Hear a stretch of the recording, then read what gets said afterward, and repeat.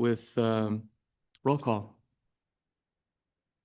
Mr. Chairman, for the Select Committee on School Finance Recalibration, June 24th, 2026, Senator Beitman, Excused. Senator Brennan, Here. Senator McEwen, Here. Senator Rothfuss, Here.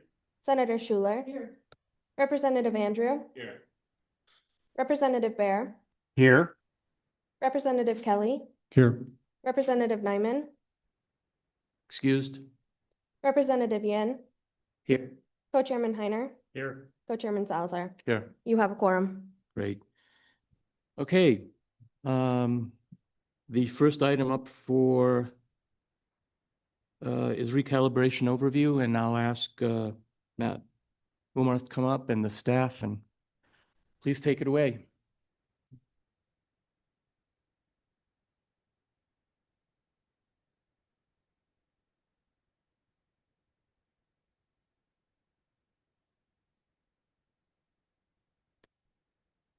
Mr. Chairman, just a procedural item on the agenda was the approval of the January 2026. Well, let's do that now then. So moved. Second. All those in favor say aye. Those opposed, carried.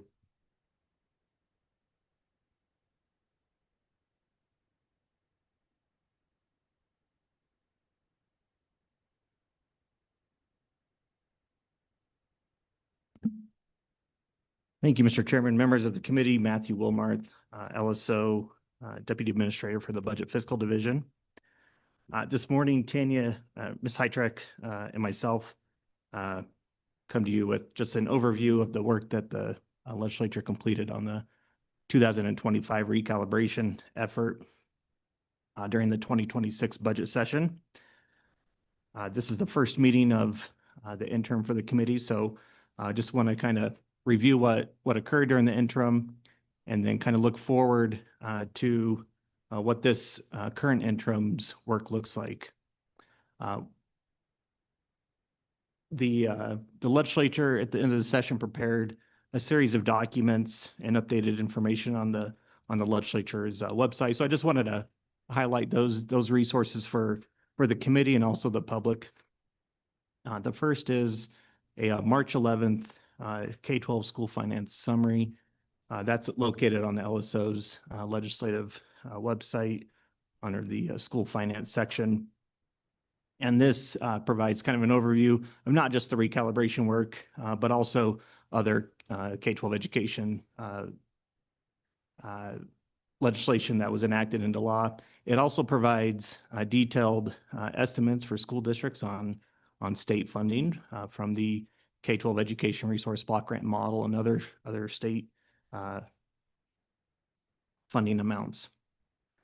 The second is an update of a document that has historically been called the School Foundation Program or K-12 Funding Model Flow Chart. This has been retitled to the Wyoming School Foundation Program Review. And this is a rehash or a reimagination of the School Foundation Program based upon the recalibration effort during this interim. And then finally, Mr. Chairman, is the data visualizations for the school finance pieces on the legislature's website, which includes enrollment funding, estimated school foundation program funding, the capital construction funding, and major maintenance funding. And a lot of these are for school district level analyses. So the public and yourselves can look at this on a school district basis on a history of funding and enrollment going back to, I believe, school year 1992-93. So just wanted to remind the committee and members of the public that this information is available on the legislature's website. The next section of this presentation, Mr. Chairman, is the review of the differences between the evidence-based model and the K-12 Education Resource Block Grant Model as enacted through 2026 Senate File 81 or 2026 Wyoming Session Laws Chapter 82. There were several areas where the committee varied from the recommendations from your consultants, Picus, Auden, and Associates. The first of which is the student ADM. And you may recall the recommendation and historical practice of the K-12 funding model utilized the greater of the prior year ADM of a school district or its 3-year average. The modification during the session was to provide the greater of the 2-year average or the prior year. The next couple of differences are related to class sizes. For elementary schools, grades K through 3 has been recommended at students or class sizes of 15. Grades 4 through 5 in the elementary would be 25, and then middle and high school would be 25. The legislature differed in the elementary grades K through 3 by 1 student up to 16. In a classroom, grades 4 through 5 at 22 rather than 25. And then grades 6 through 8, also 22 students. And grades 9 through 12, it did adopt the recommendation of 25 students. Regarding the elective and specialist teachers, the evidence-based model recommended 20% of core teachers as the percentage for middle school elective specialist teachers, and the committee adopted 33 1/3%. This is essentially the same recommendation that the legislature had prior to the session or Senate File 81. It just added a 1/3% to the calculation. Minimum teachers also was a area that the legislature was more generous than the consultant's recommendation. The legislature provided a minimum of 6 elementary school teachers. Oh, I'm sorry to interrupt. Representative Bear, did you have something for us? I did. Thank you, Mr. Chairman. I just wanted to go back to the class sizes because this has been quite a narrative out in the public. And I just wondered if Mr. Wilmarth could opine on overall number of teachers that are affected by the variance between the evidence-based model and Senate File 81 with the decisions that were made. And just to put a finer point on the middle school elective and specialist teachers, I do recall that had to do with CTE teachers ensuring that we had at least the number that we had before, if not more. And if you could just add a little bit of commentary to that, I'd appreciate it. Mr. Chairman and Representative Bear, I don't have the estimated cost difference between at my fingertips between the enacted law and what was recommended by the consultants. I will look into that over lunch and provide some analyses. What I can tell you is the number of classroom teachers from what the current or the prior law allowed is lower, but overall teacher positions, when you include kind of the instructional resources of summer school and extended day, instructional coaches, tutors, and ELL teachers, the net increase is approximately 260 FTE.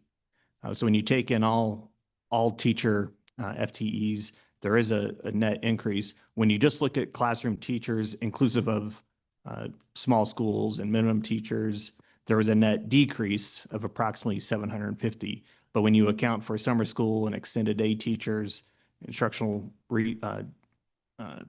facilitators or coaches, ELL teachers, and tutors, they added a net 260 FTE on top of the decrease. So all in, teacher resources did go up from the current law or the prior law. Thank you, Mr. Chairman, and thank you, Mr. Wilmarth. Yeah, and Representative Bear, I'll get to the CTE percentage. You are correct that was to maintain the parity or the same level of high school CTE teachers. Mr. Chairman, going back to the minimum teachers, the recommendation from the enacted law allocates the same number of teachers, but just a little bit differently. Elementary schools receive a minimum of 6 teachers, middle schools a minimum of 7, and high schools a minimum of 9. And those are resourced at each grade band level, as opposed to the consultant's recommendation at the highest grade band level. Additionally, the legislature further went and provided a minimum of 17 teachers for a school district. So regardless of the number of students enrolled in the district, a minimum of 17 teachers are allocated. With regards to substitute daily salary, it was an increase overall in terms of comparing the prior law to the amount allocated in Senate File 81. It increased approximately from $118 per day to $185 per day, and now it's adjusted by the regional cost adjustment as well. The consultant recommendation was to allocate $261 per day. So there is a slight difference on the daily cost for substitute teachers. Overall, that component did increase by about $7 million. To Representative Bear's point, the CTE student weight for additional teachers. This is an additional allocation of teacher resources at the high school level for those students enrolled in approved CTE courses. The weight was recommended at 20% of those students enrolled in the approved courses. The legislature through Senate File 81 recommended to allocate 34%, and that is about the same level on FTE basis that was previously allocated. So that was the mechanism that the legislature chose to maintain the same level of additional CTE teachers. It increased that from 20% to 34%. Additionally, the committee is more generous on the CTE supplies and materials than the recommendation from the consultants, and it provides a minimum of $28,672 per school with approved CTE teachers. And it maintained this as a categorical grant, which was modified a few years ago. Technology, as you all know, this is an area that the committee is further studying. So it maintained its funding level of $250 per ADM. And that differs from the consultant's recommendations of approximately $450 per ADM. Mr. Chairman, if there's no questions on that, I'll move to the next slide. And maybe just give a pause to the committee members if there's any questions. Feel free to interrupt as I go through this presentation. Any questions? Anyone on Zoom with any questions? Okay, let's proceed. Thank you, Mr. Chairman. The next slide finishes up the final 4 components where the committee and the enacted law have differed from the recommendations of the consultants. The evidence-based model actually recommends $50 per summer school student and average student for additional student program funding support. This was not carried forward in the law enacted during the session. The largest difference in terms of dollars comes in the form of teacher salaries, and the legislature was more generous in terms of teacher salaries than recommended. The consultants recommended a salary equal to approximately 79.1% of comparable workers, which would have allocated an average salary of approximately $70,560. The legislature changed this to 85% of comparable workers, which allocates an average salary of approximately $75,863. So about a $5,300 difference in teacher salaries. Additionally, the legislature modified the regional cost adjustment recommendation, and it added a nuance for districts with the Wyoming cost of living index greater than 33% of the of its 2025 hedonic wage index, and that difference is added on top of its 2025 a hedonic wage index. One district benefits on this, and that is Teton County School District number 1. I think we all discussed this in January, but just wanted to highlight that. And then finally, Mr. Chairman, the last area is related to health insurance under the evidence-based model. The allocations were provided on an FTE basis on the number of FTEs allocated through the model. The legislature modified this to base funding for each position in a district that participates in the district's health insurance plan and allocates an amount equal to the state of Wyoming's health insurance plan, which is similar to the approach under the prior law. The other difference or nuance with this allocation is that if the total health insurance expenditures are less than the allocation, then that difference will be subtracted the following year.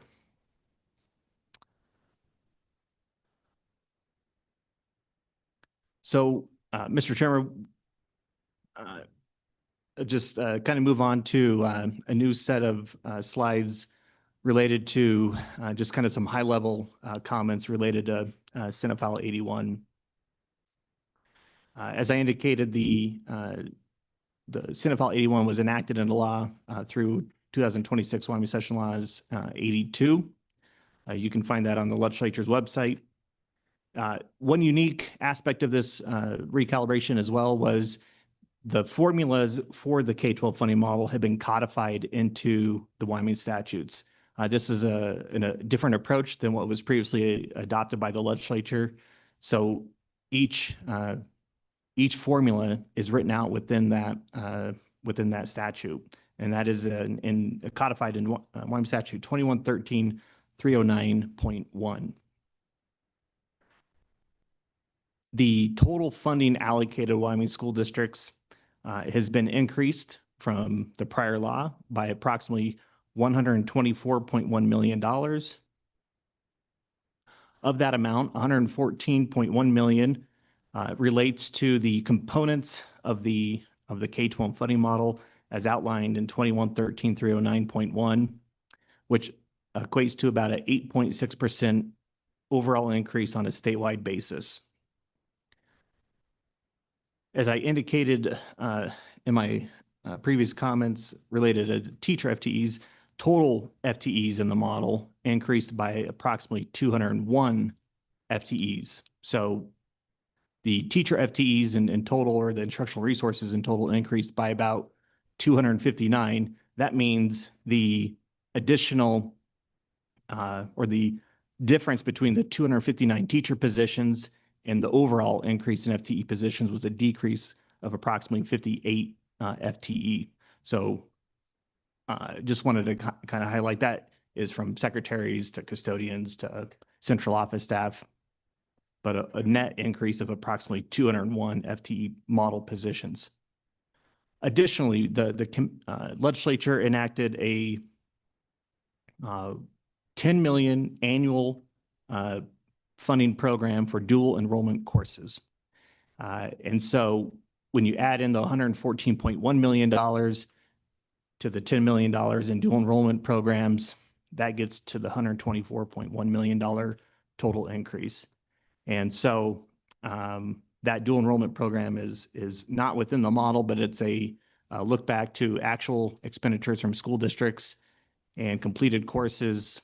And one of the nuances on that, Mr. Chairman, as you know, is school districts cannot limit the number of courses a student may take to be eligible for that program.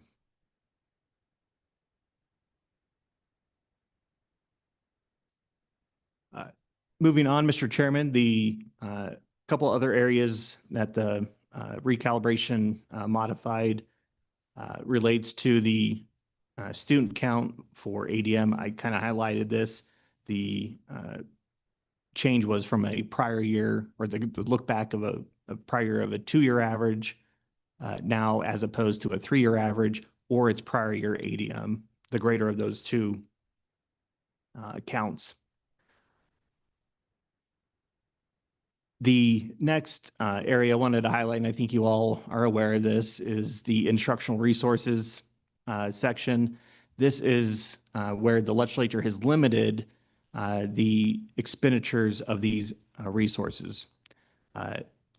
That total funding increased approximately 123.1 million. This is essentially the FTEs and salaries that the legislature increased funding for. It provided, as I indicated, fewer classroom teachers, but supplemented and offset those decreases with additional instructional facilitators, tutors, summer school teachers, and extended day teachers. But those expenditures are now limited under Wyoming Statute 2113-309.1 subsection D.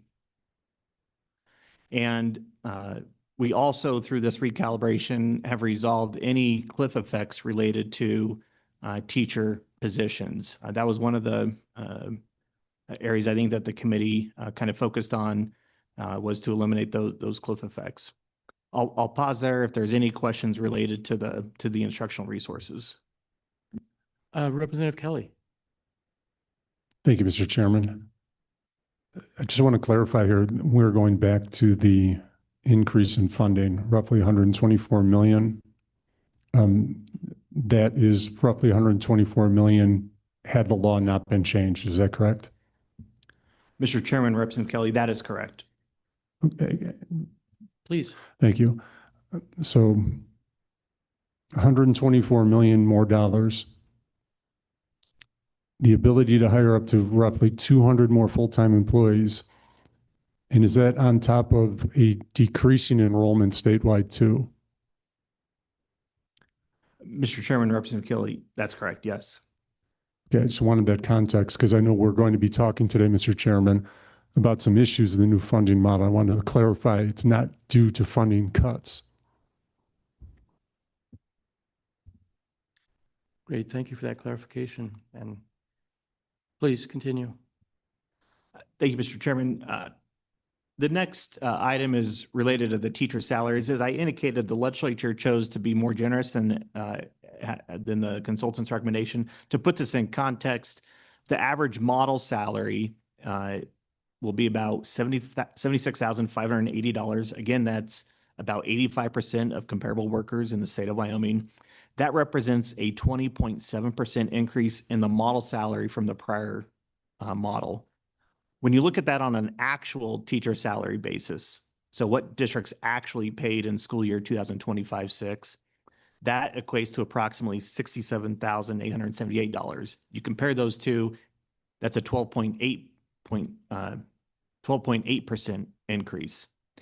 So two ways of looking at this: the model salary increased almost 21%. Actual salaries, or when you compare the new model salary compared to actual salaries, about a 13% increase. There is also a requirement for 3 years within Section 6 of the law that was enacted to require school districts to establish teachers' salary schedules to be the greater of its model salary allocated through the K-12 Education Resource Block Grant model, or up to 110% of the prior school year salary. So the intent there was to have districts establish a salary schedule how they wanted to, but regardless how they chose to modify their steps or lanes, that the salary be equal to at least the model salary or up to 110% increase of their prior school year salary. Based upon my analysis, there were only 2 school districts that had an actual school year 2025-26 teacher salary that was greater than their new model average salary. So that allowed them to maintain that salary if they chose to, or provide an increase of up to 10%.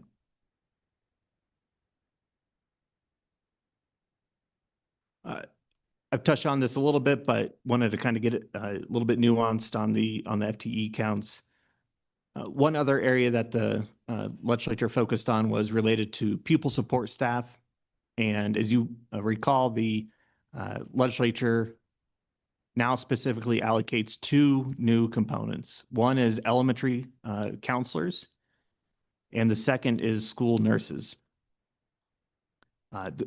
The funding model now allocates 132 elementary school counselors, or approximately 132 elementary counselors, and approximately 269 school nurses, for a net increase of approximately 396 FTEs in that area. Those additions are not restricted in how the district chooses to allocate those. They're outside of that instructional resource definition. So I think that's an important concept. I already touched on the health insurance area. Again, the main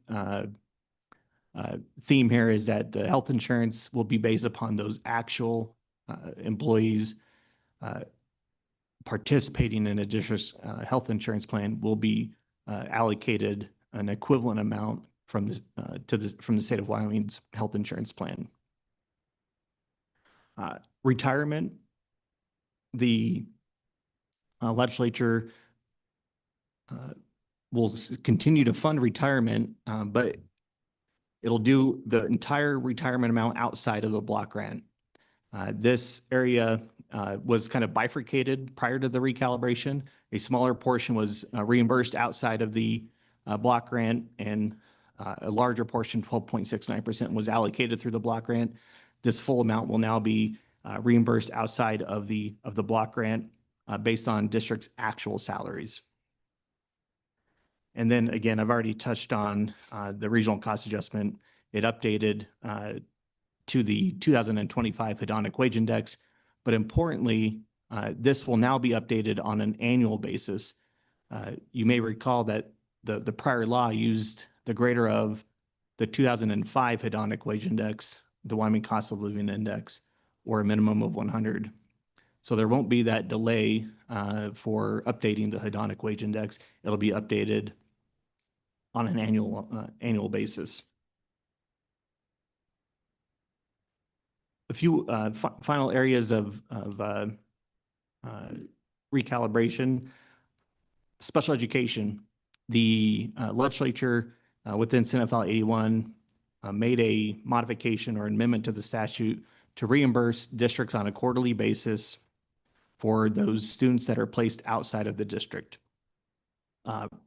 The prior law reimbursed those costs in the prior year.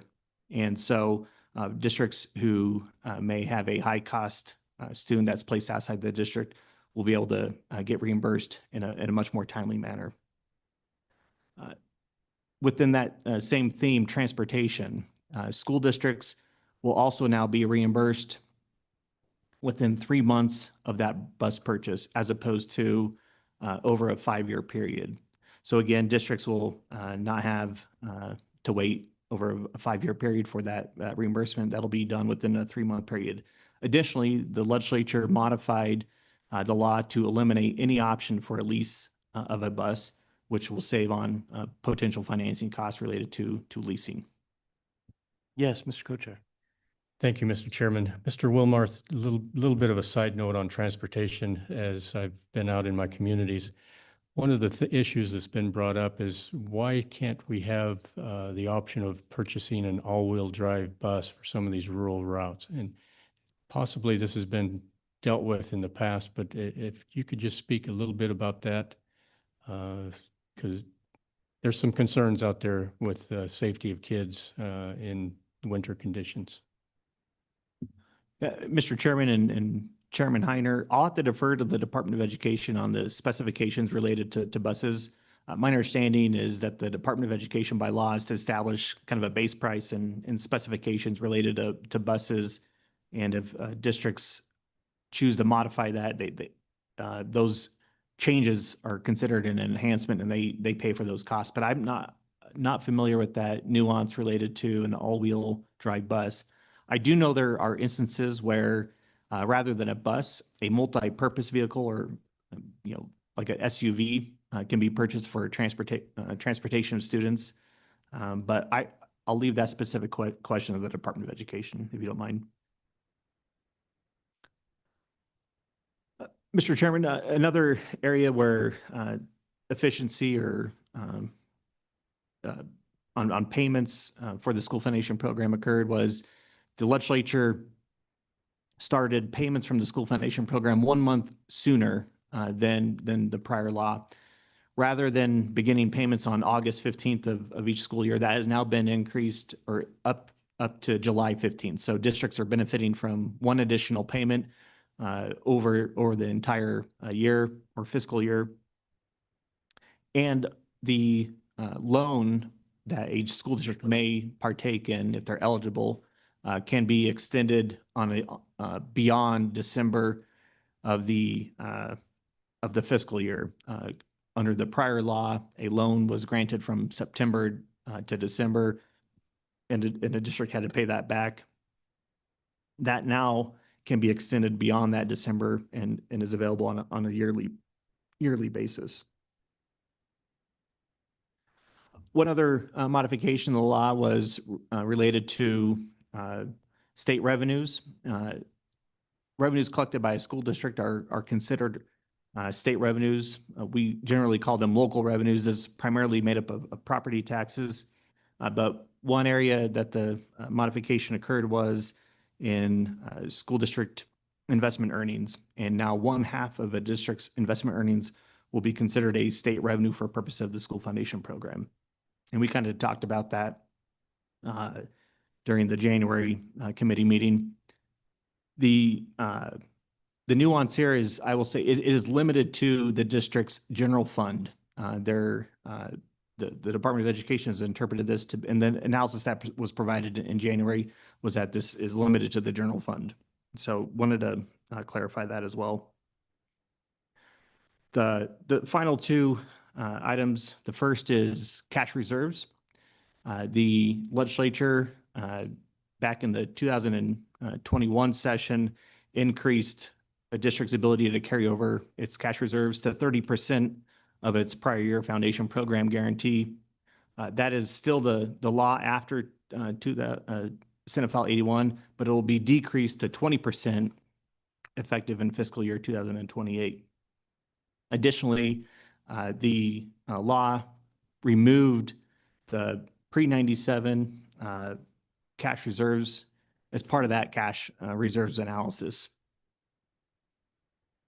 And then finally, the last point I wanted to highlight was going forward, beginning July 1 of this year, school districts will be prohibited from transferring or expending any school foundation program funds for the purposes of capital construction or major maintenance.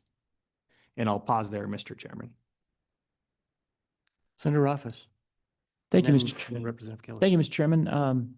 Matt, will you talk a little bit about the cash reserves calculation basis for the 20% versus 30%, and what the 20% is based on versus what the 30% was previously based on? I think there's confusion around that, and I think it's valuable to chat. Yeah, Mr. Chairman, Senator Office, thanks for the opportunity. Prior to Senate File 81, the calculation, the 30% was based upon a district's foundation program guarantee, and that was the amount allocated through the block grant. It did not include special education and any other kind of school foundation program funding, just kind of the model itself.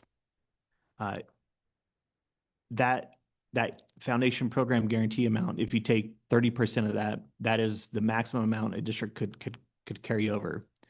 And so the Department of Education looks at its district's financials, balance sheet, and it identifies the available balance.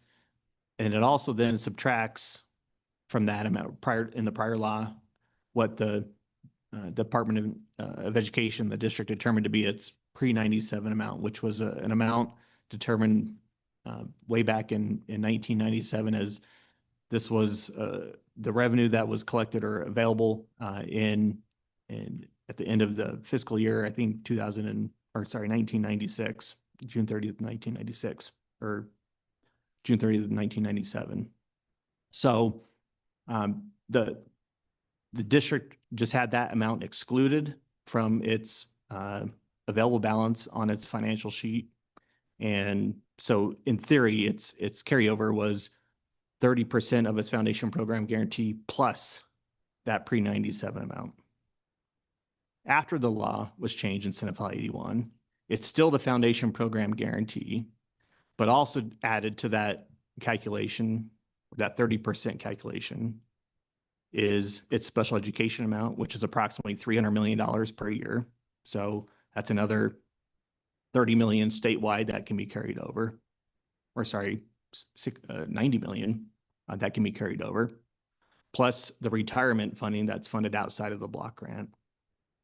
So while the pre-97 money, which was, I think, approximately $60 million statewide, was eliminated from this analysis, more money in total will be used as the computation of that 30% basis. Or sorry, well, 20% in fiscal year 28. So for the next 2 years, districts will benefit from a higher level of funding and a higher level of available cash balance to carry over when you include special education and retirement. Then in fiscal year 28, that calculation changes from 30% to 20%. Overall, more money can be carried over today than the prior law, primarily because of the addition of allowing the special education funding to be used in that computation of the percentage carryover. Thank you, Mr. Chairman. No question. The good senator asked what I was going to. Thank you, Mr. Chairman. Mr. Wilmarth, the reserve funds, the school foundation program funds are prohibited in Senate File 81 from being utilized for capital construction and major modification. What about the funds prior to Senate File 81? Are they restricted as well going forward, or could you clarify that just a little bit for us? Mr. Chairman and Representative Chairman Heiner, my understanding is the Department of Education is taking the position of if it's moved to a special reserve fund prior to June 30th, and the department can correct me, those have no limitation or restrictions related to the expenditure of those funds. But beginning July 1 and after, that is not the case. They'll be subject to this new law. So I think there's kind of a grace period or grace given to those amounts that have been transferred prior to the enactment of the law.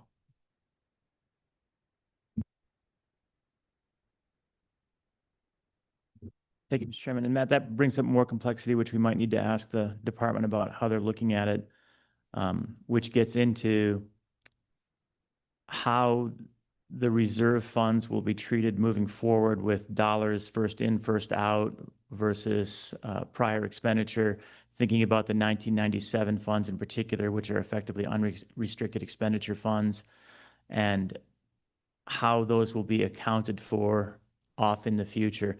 Do we have any concept? And I don't think statute says anything about that in how it will be managed. Do we have any concept there yet, or should we talk to the WD about that? Yeah, Mr. Chairman and Senator Office, with regards to kind of the general fund, I think those are, I don't want to speak for the department's interpretation. I think those will be much more difficult to say that those are specified for a purpose. Generally, your general fund can be used for any expenditure. When a district has transferred those funds to a special reserve fund, they do that for a specified purpose. Not every school district financial statement looks the same, and it is some districts are much more transparent in how those are displayed than others. And I agree, it's going to be complicated to say this dollar was transferred prior to July 1 of 2026, and that it's still within my special reserve fund. I have not spent that, even though I've made expenditures out of my special reserve fund, it's still that last dollar that was for another purpose. And so I think your comment that it's going to be very similar to the pre-97 dollars, I think that same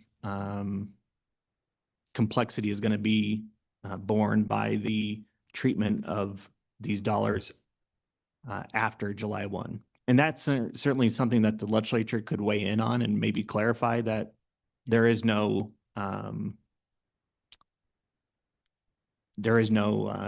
allowance for that, or make it explicit that those transfers that occurred prior to July 1 of 2026 are excluded. If that's something that the legislature wants to weigh in on and clarify, that's a policy choice. But I agree. I think it's going to be hard for the department to really understand what those purposes were for and how to restrict those expenditures for those dollars, and for a district to explain how those dollars aren't being replaced by their transfers.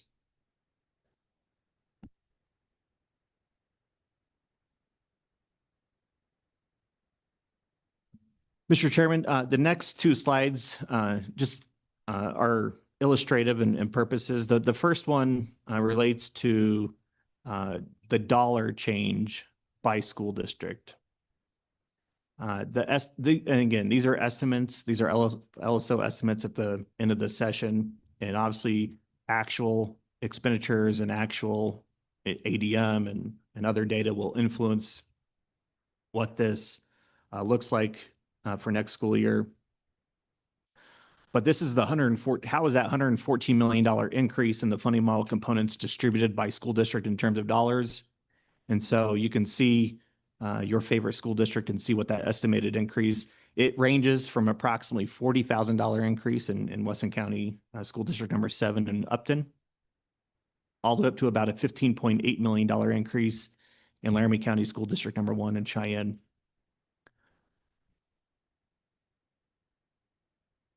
The next slide, Mr. Chairman, takes the same data and it illustrates the estimated percentage increase. So of that statewide 8.6% increase, what does it look like in terms of a percentage increase for each school district? And again, the first district on the lowest side of the spectrum is Weston County School District number 7 in Upton, of approximately a 0.3% increase in total funding. And Washakie number 2 in Tinsley received approximately a 27.4% increase in total funding.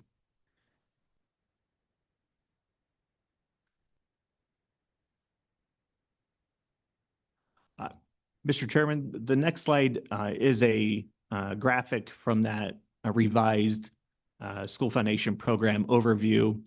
And I just wanted to kind of break down, you know, what is that foundation program guarantee and what is funded outside of that guarantee. The foundation program guarantee is kind of broken out into 3 separate categories: your school level resources, your district level resources, and reimbursements. And I've further illustrated each of those into personnel and non-personnel resources. You can see the italicized bold red font.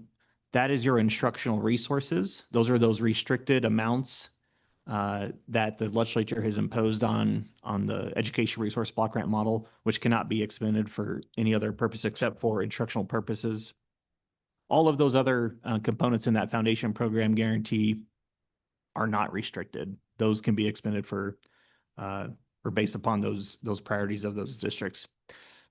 And then what will we be funding outside of the guarantee? Special education, cooperative service agreements, retirement, and transportation capital outlay. Those are reimbursed separately outside of the guarantee now. So just wanted to highlight what that graphic illustrates. Finally, Mr. Chairman, this is really where the rubber meets the road for this interim. What does the committee, what's the committee's charge going forward? So in section 5 of the law that was enacted, the select committee was continued, as you know. There are 4 areas that were charged to the committee to further study. First relates to mental health, and this is an area where, you know, the committee can say, hey, we've actually funded those elementary counselors that were identified as an area that we haven't funded previously. Same with nurses. So I don't know if there's further work that the committee wants to delve into in this interim. There are a couple years worth of grants that had been allocated to school districts. There was a separate, allocation of mental health grants. That's one area that we can see how districts are allocating those resources, how they allocate it, but, we'll take direction from the committee on that. The other three areas that the committee will focus on is the use of technology and one-to-one computer ratios. As you recall, the evidence-based model recommends a student to computer ratio of 1-to-1. The next is school resource officers and school safety, and then school nutrition programs. And while not mentioned on the slide, we are also aware if the Wyoming Supreme Court issues an opinion during the interim, that is another item that we may be able to respond to as the committee continues to meet. So finally, Mr. Chairman, within the meeting materials is the law itself. So if there's any other further questions for myself or Ms. Hytrek, we can certainly address those. Thank you very much. Ms. Hytrek, any additions? Only one, Mr. Chairman, Tanya Heydrich, Operations Administrator, and that is just an update on the status of the case or just a reminder. Those oral arguments on the appeal were heard by the Supreme Court on November 12th of 2025. And you'll recall a stay was issued by the Supreme Court of the district court decision. There's no indication as to when that decision will be rendered by the Supreme Court, but just wanted to remind the committee of the status of that case. Thank you. Any questions from the committee? Anyone online? Okay. Yes. Yeah, Mr. Chairman, next will be the Department of Education. They'll kind of update you on its status of the implementation of the law. So with that, I'll turn it over to the Department of Education. And that's what we will do. But I want to make just for those here today, that throughout the day, we're going to have plenty of time for public testimony. So it's my intent right now to have the Department of Education come up on implementation, and then right after that, we'll go right into public comments. So please, welcome.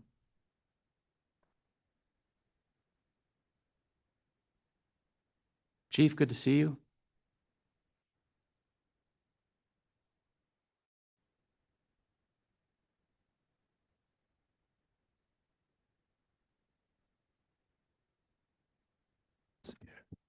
Good morning, Mr. Chairman, committee members, Dickie Shaner, Department of Ed, and I'm joined by Trent Carroll and Leslie Zimmerscheid, who are in-house experts on the funding model. And so, Mr. Chairman, with your permission, I believe Superintendent Degenfelder is online and would like to give a couple remarks. Superintendent, good to have you. Are you with us? Okay.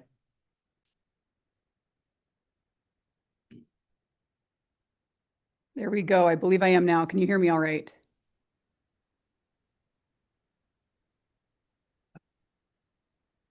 Superintendent Degenfelder, good to have you this morning. I know are being pulled in a million directions, but it's good to have you, and please take it away. We'd love to hear from you.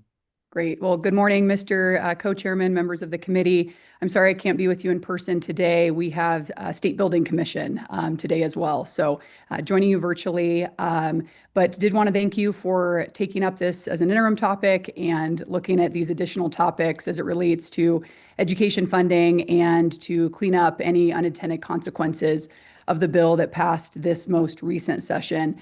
Mr. Co-Chair, I'll start before I forget the question that was asked, I believe Co-Chairman Heiner, on buses.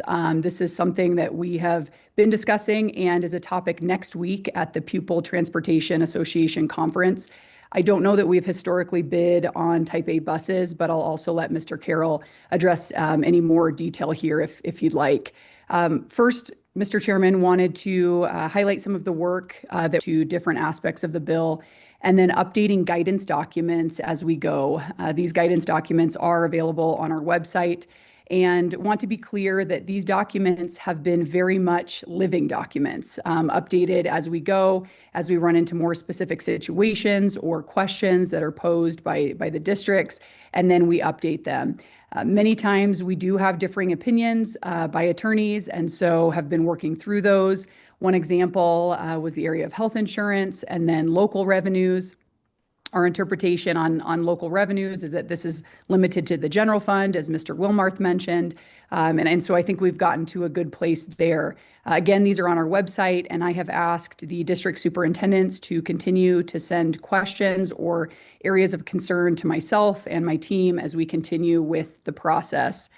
Regarding special reserve funds after July 1 that Mr. Wilmarth was discussing, we would in fact appreciate clarification on this because we've discussed with SIFDAC and are trying to provide flexibility, but also want to adhere to the intent of the legislature with regard to the funds that predate SF 81. We have, as we've undergone implementation, presented to various education groups and conferences, beginning with SIFDAC, that's the School Finance Data Advisory Committee. I think that group has met with our team upwards of 5 or so times. We presented to WASBO at their summer conference, as well as WASA, and to the teacher cabinet that we've convened within the Department of Education. And then we have carried on with monthly meetings with the WASA Executive Committee, and often an item of discussion is recalibration. So this has been a collaborative effort. I want to thank everyone who has brought constructive questions or feedback. And while it has never been as quick as we would like, the School Foundation program team has been working their tails off and trying to respond to questions from districts and ensuring that we are providing that updated guidance as frequently as possible. I have largely instructed my staff to wait until we've had a comprehensive understanding of what's needed in rule rather than rushing to push out rule and then having to start the process all over again. And so we do think we're at a good place with our work with the Attorney General's office and plan to begin emergency rule process in the next couple of weeks, hopefully in early July. One area that I did want to bring up that you're all very well aware of that continues to bring concern is that of activities funding for those districts that lost funding or received reduced funding in this area. We do need to make sure that we respond to this carefully because I believe somewhere around 25 or so districts did actually receive an increase in this area. So want to make sure that we don't overcorrect and end up hurting the districts that were previously benefited. And then, Mr. Chairman, finally, just a couple of items related to your additional recalibration discussion topics. Wanted to note for the committee regarding school resource officers, we held our inaugural school resource personnel conference just a couple of weeks ago in Casper, was there for that, and it was a success. That was in partnership with Department of Homeland Security as well as school facilities, and so trying to provide resources there. And then secondly, on school nutrition, during my time in office, we have expanded the number of summer feeding sites around the state and currently have 88 sites across 18 counties. Want to thank all of the different teams at the Department of Education who have worked to make all of these efforts happen. And then one plug, as I always do, that you all know, producing more Wyoming energy is going to be key to continuing to pay for the things we're talking about today. So with that, those are just some updates on implementation. I will pass it off to Chief Shaner, as well as Mr. Carroll and Ms. Zimmerscheid for any further comments. Thank you again, Superintendent. Appreciate your comments, and I know the committee will think very intently on your recommendations and thoughts. So thank you again. Chief, please proceed. Thank you, Mr. Chairman. Just briefly to highlight some of the items in our memo that is really just reiterating what the superintendent mentioned, but this has been a very collaborative process when it comes to implementation. These two individuals sitting at the table here have reached out constantly to business managers, to our SIFDAC committee. The superintendent has been in constant discussions with WASA, really getting feedback on the implementation of this new legislation, and particularly the instructional silo has taken a lot of that time, working with the Attorney General's office and taking in different questions from school districts on how exactly that's going to look and be implemented has been a big part of this work. We, as the superintendent mentioned, we are moving into the rule promulgation process. We have a web page just dedicated to recalibration implementation on our website, where we have a list just of ongoing updated FAQs as they arise. and we'll continue to work on getting this sorted out so that it's ready to go July 1. And with that, Mr. Chairman, I would just open it up to any questions. Thank you. Any questions from the committee? Anyone online? Any questions? Mr. Co-Chair. Thank you, Mr. Chairman. Chief, one of the questions that has arisen that if you have any clarification, I would appreciate it, but activities and co-curricula activities such as speech and debate, marching band, some of these things, would they fit within the silo or outside? Where do you see that going for those type of activities?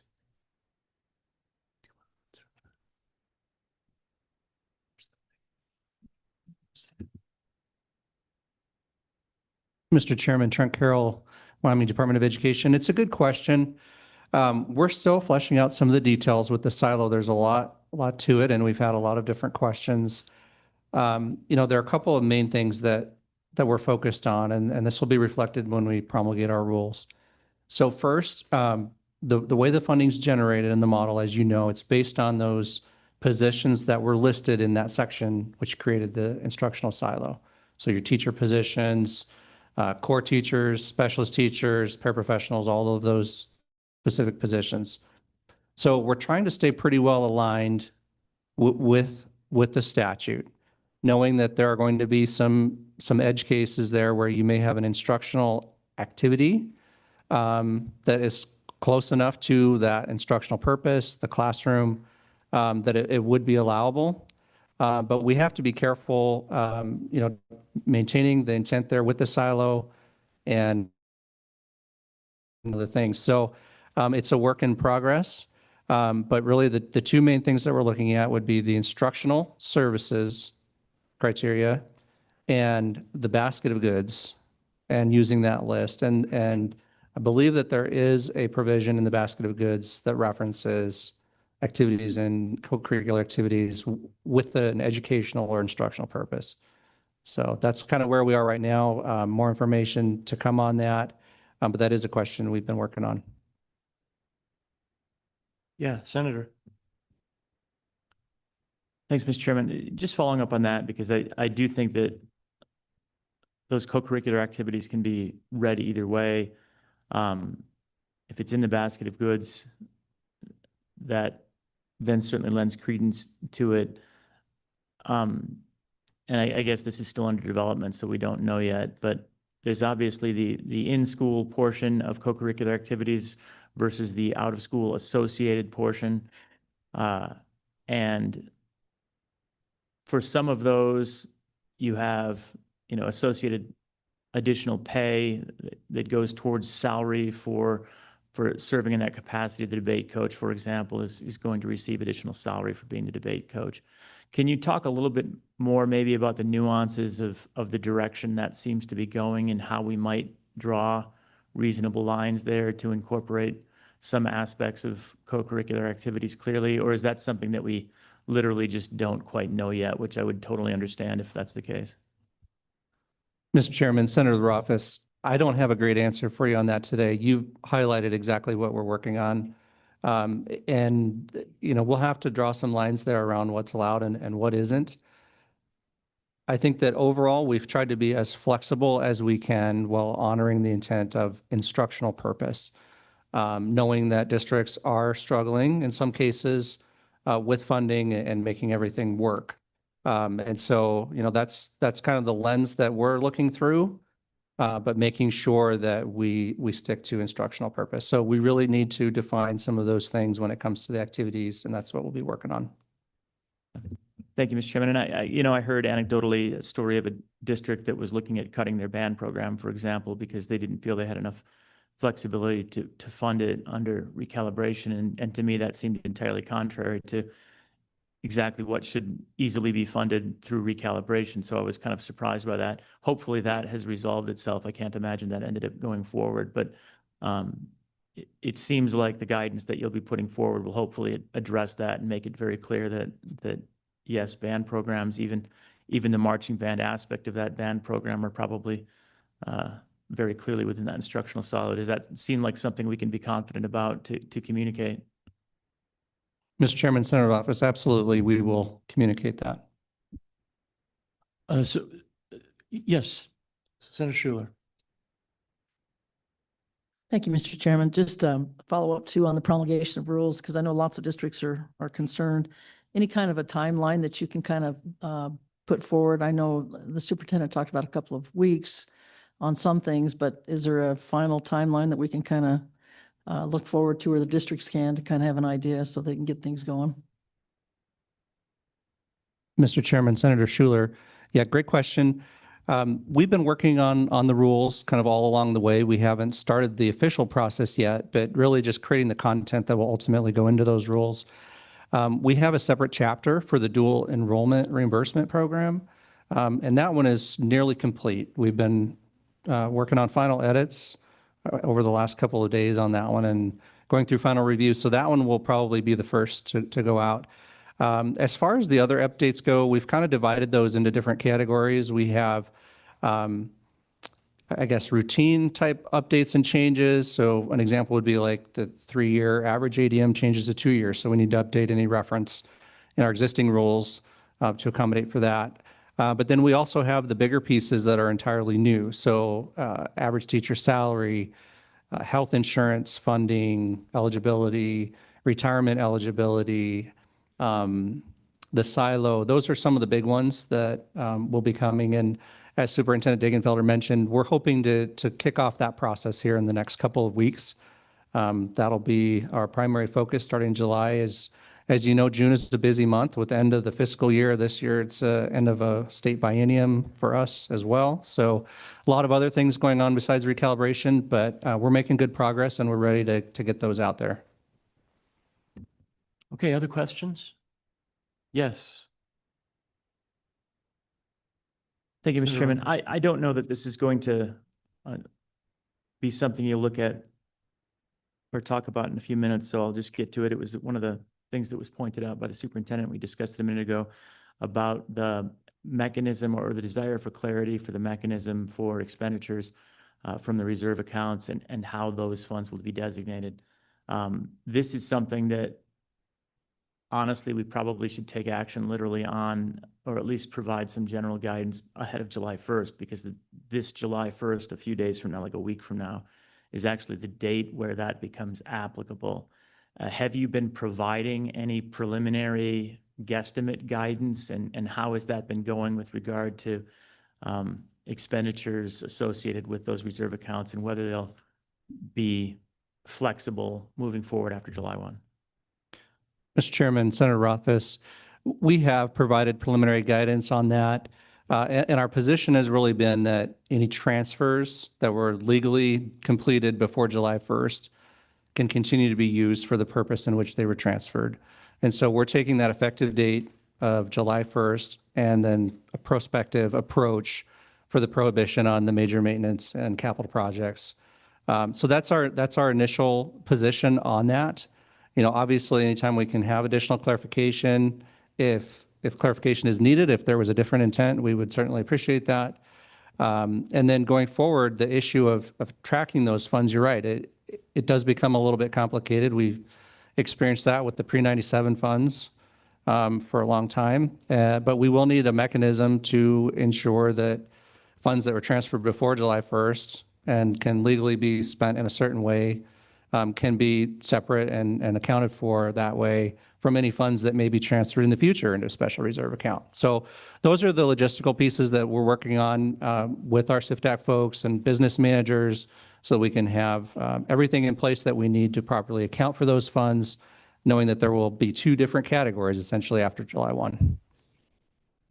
And Mr. Chairman, this is something that we probably have to at least have some idea of literally today, unfortunately, or tomorrow. It doesn't have to be today, but making sure that we're comfortable with that approach, because districts will have to make decisions. And to me, it makes perfect sense, and I think this is consistent with your guidance, that if a district is intending to provide that delineation in the future, that they should be literally setting up sub-accounts or setting up accounts at this point in time so that they can be accounting for that, not transfer into whatever this alternative account is, but expend out of it in the same way that they've done with the pre-97 accounts when they've accounted for them in a transparent way.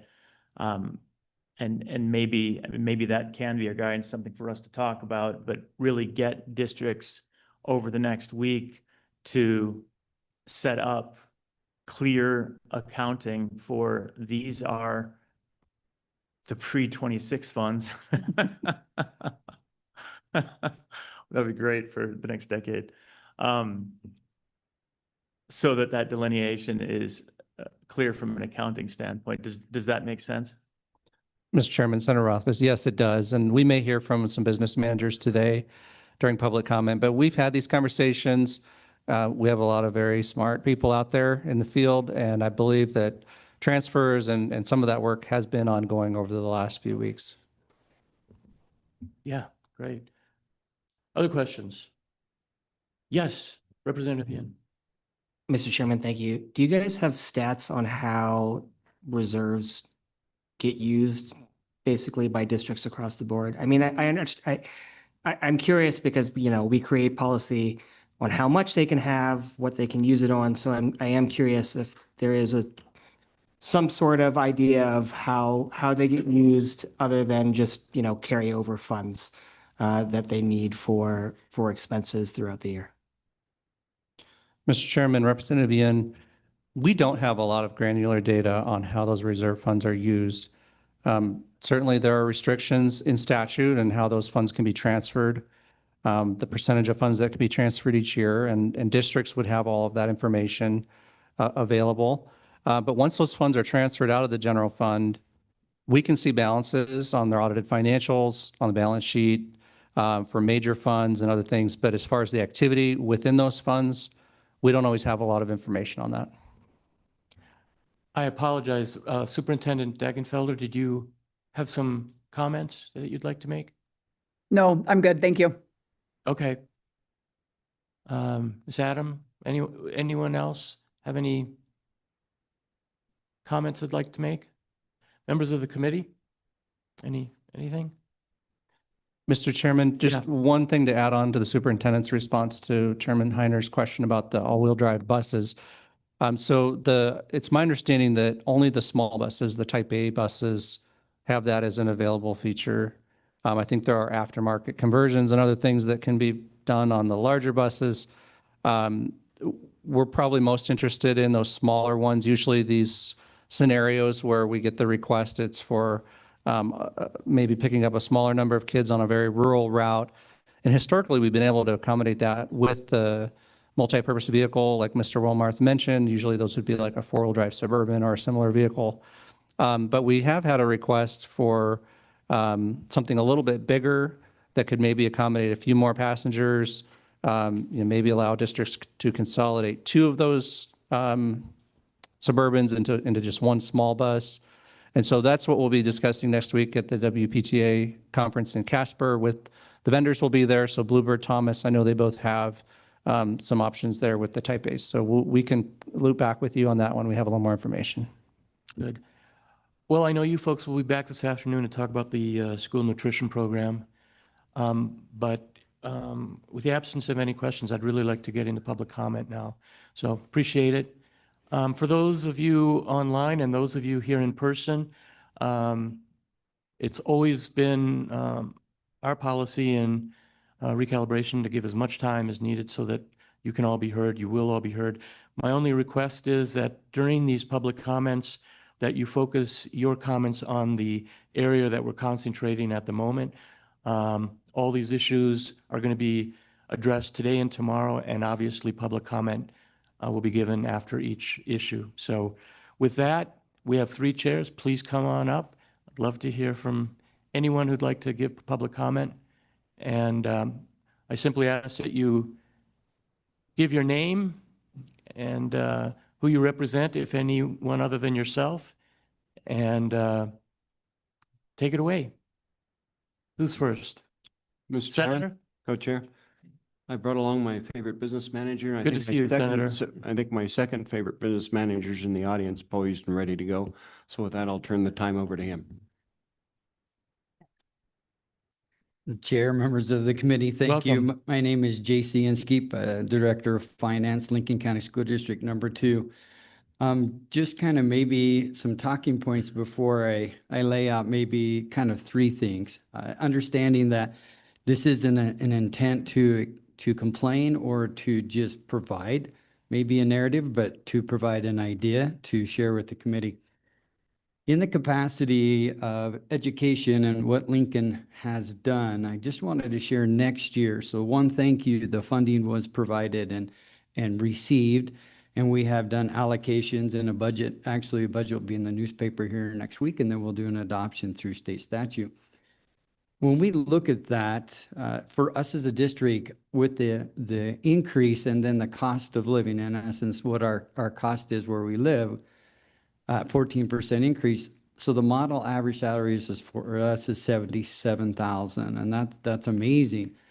But for us as a district, because we have for the last 20 plus years modeled a different approach, our average salary within our district is going to be $85,000. So we were the one of the two. So there were two that was talked about that are kind of capped, that 10% growth.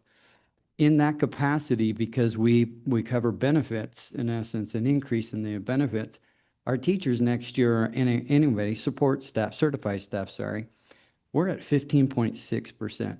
That's what we're handing staff to come back and to be with us, be part of our educational model. To put that in bases, we do that for support staff too. It's not a one, it's an all. We function together.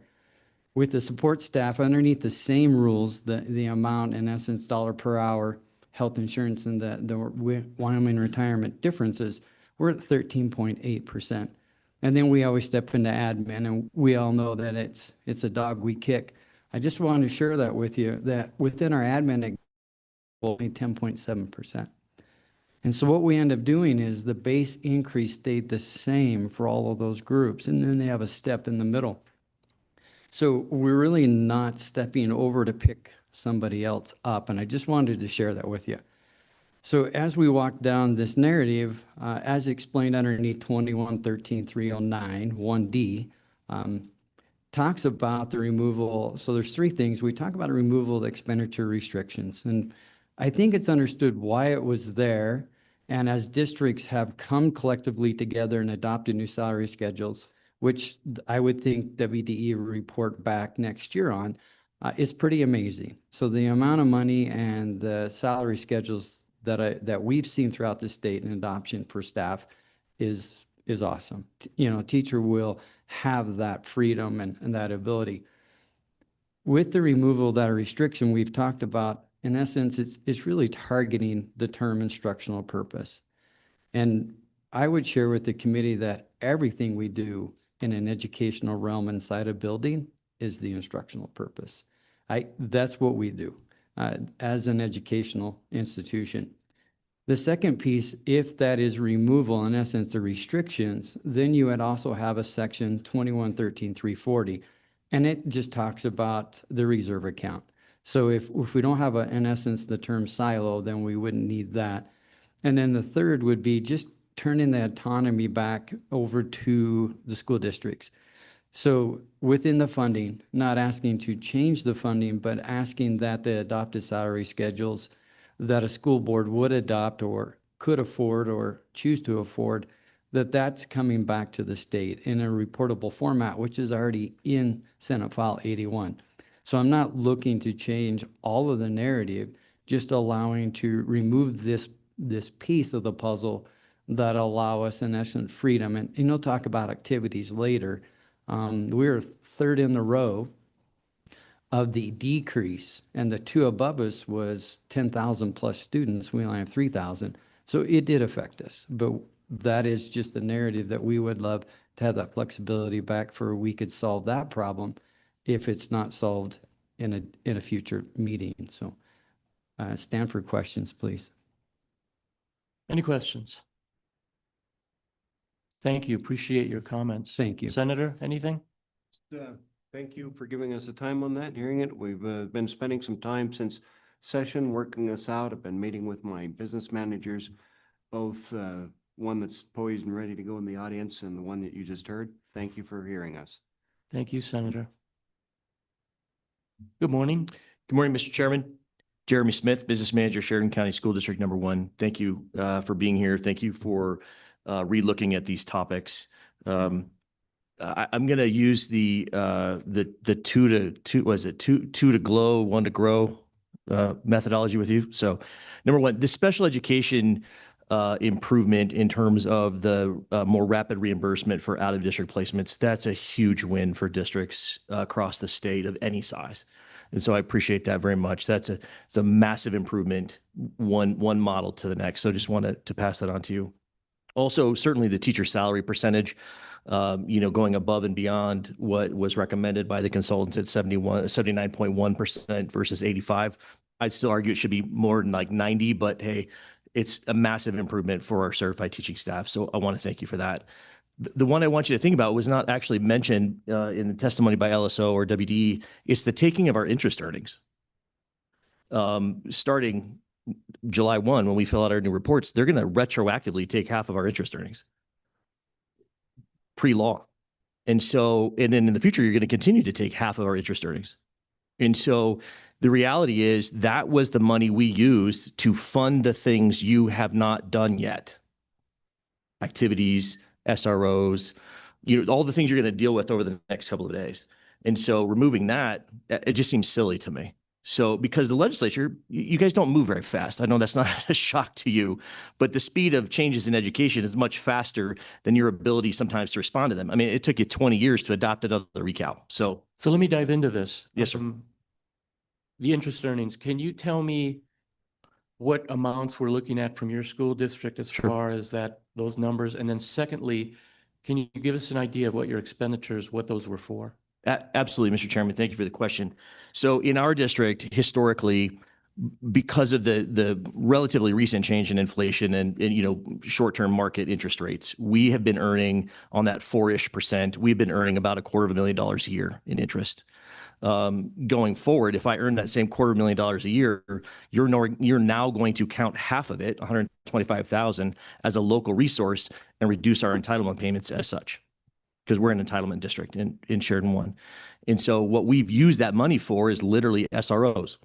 That's how we fund what our community, what our school board values are 2 SROs in our district, one stationed in the Tongue River side of our communities and one in the Bighorn side of our communities. So and that's the cost.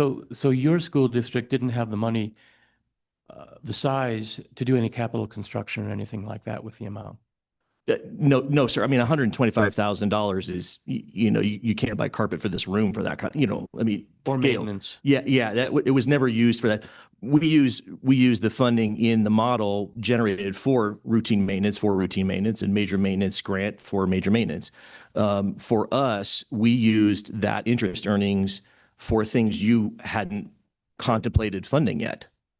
SROs, food service subsidies. I mean, literally the things you're going to talk about over the course of the next day or day and a half. So, Mr. Chairman, I would just encourage you to, one, not retroactively apply the law. And number two, don't take the interest earnings. Because, I mean, what's our incentive to earn it?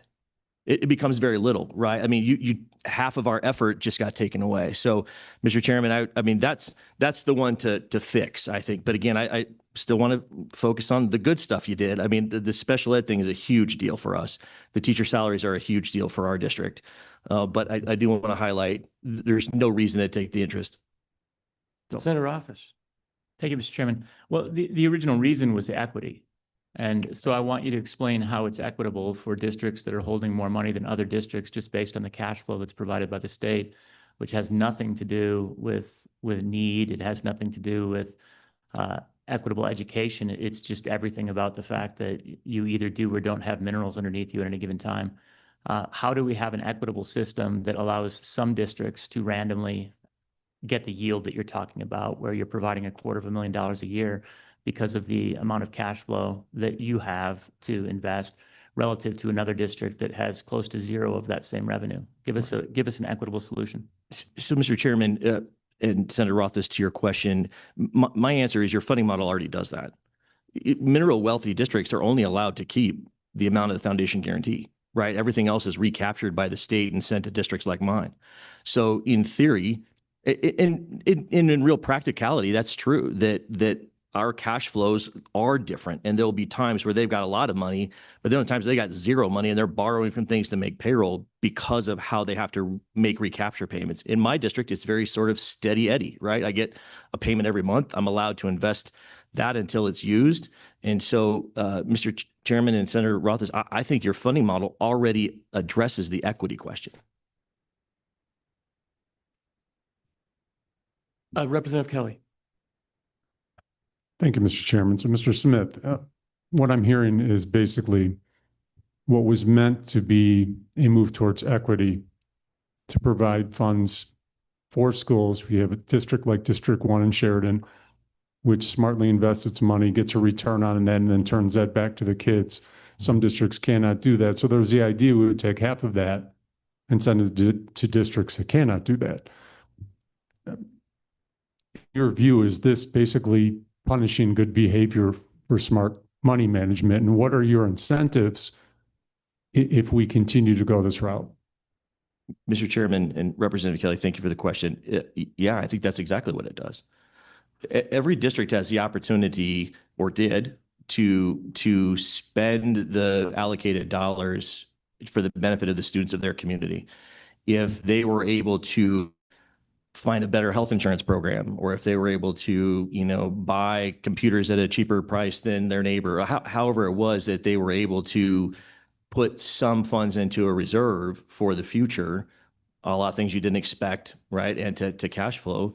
Yeah, I mean, you absolutely removed our incentives, and you're punishing my district specifically for being good. We don't even have the 25% reserve level. Like, we don't. Like, we're a district that's closer to the 20% threshold now. And so, but you're still taking half of what I get. And so, yeah, I mean, I think it's, first of all, it's wrong to retroactively apply it. I mean, I'm just going to tell you that's wrong to begin with. If you want to prospectively apply the taking, fine, but you can't retroactively do it. And that's what's about to happen when we fill out our state reports this year. So, I mean, if we can have the argument about equity all we want, but it's never fair to retroactively apply a law. We would have behaved very differently had we known this was going to be the case. Yes.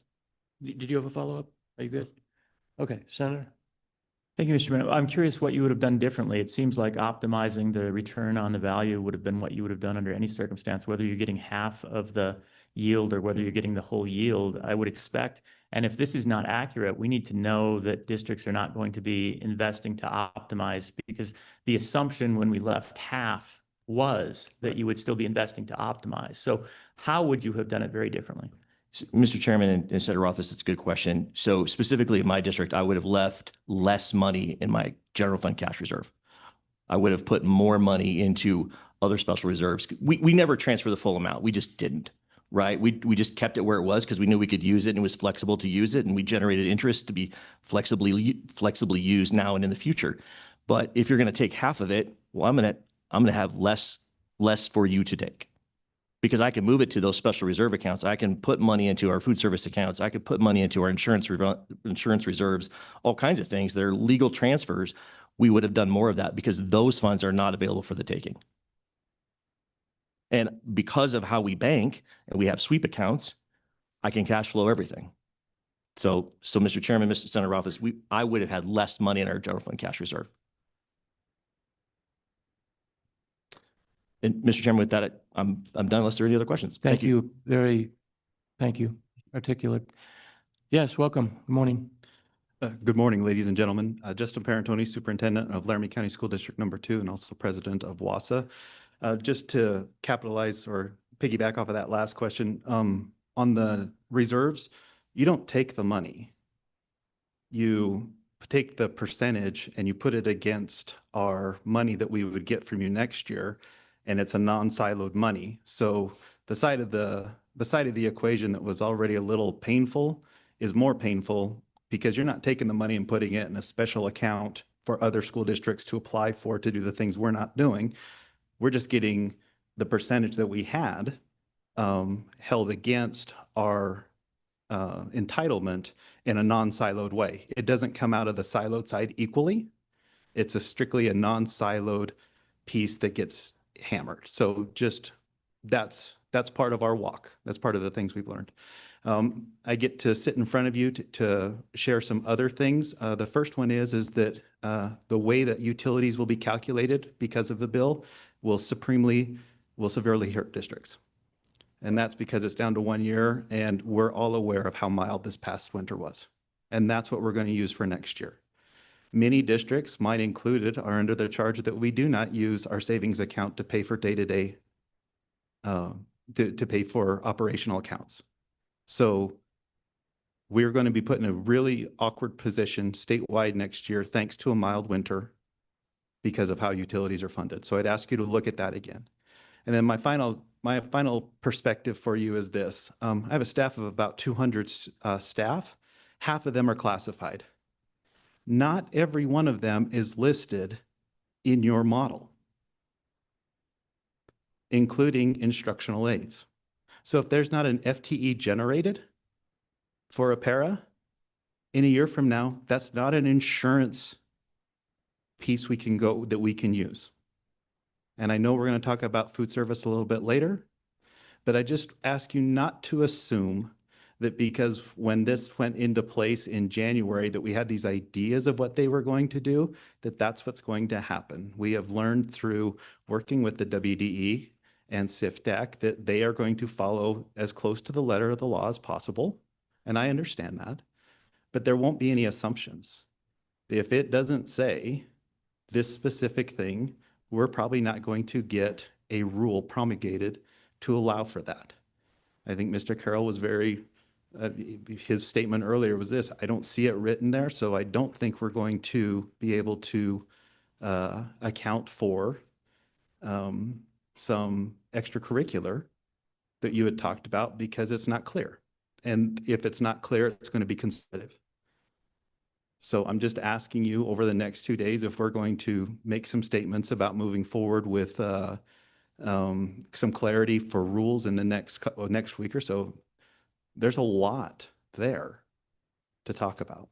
So I stand for questions. Yes, Representative Kelly and then Senator Schuler. Thank you, Mr. Chairman. I just wanted to clarify here. You referenced instructional aides not being covered. Are you saying that there are aides who work with students who are not considered within the silo as being instructional funding?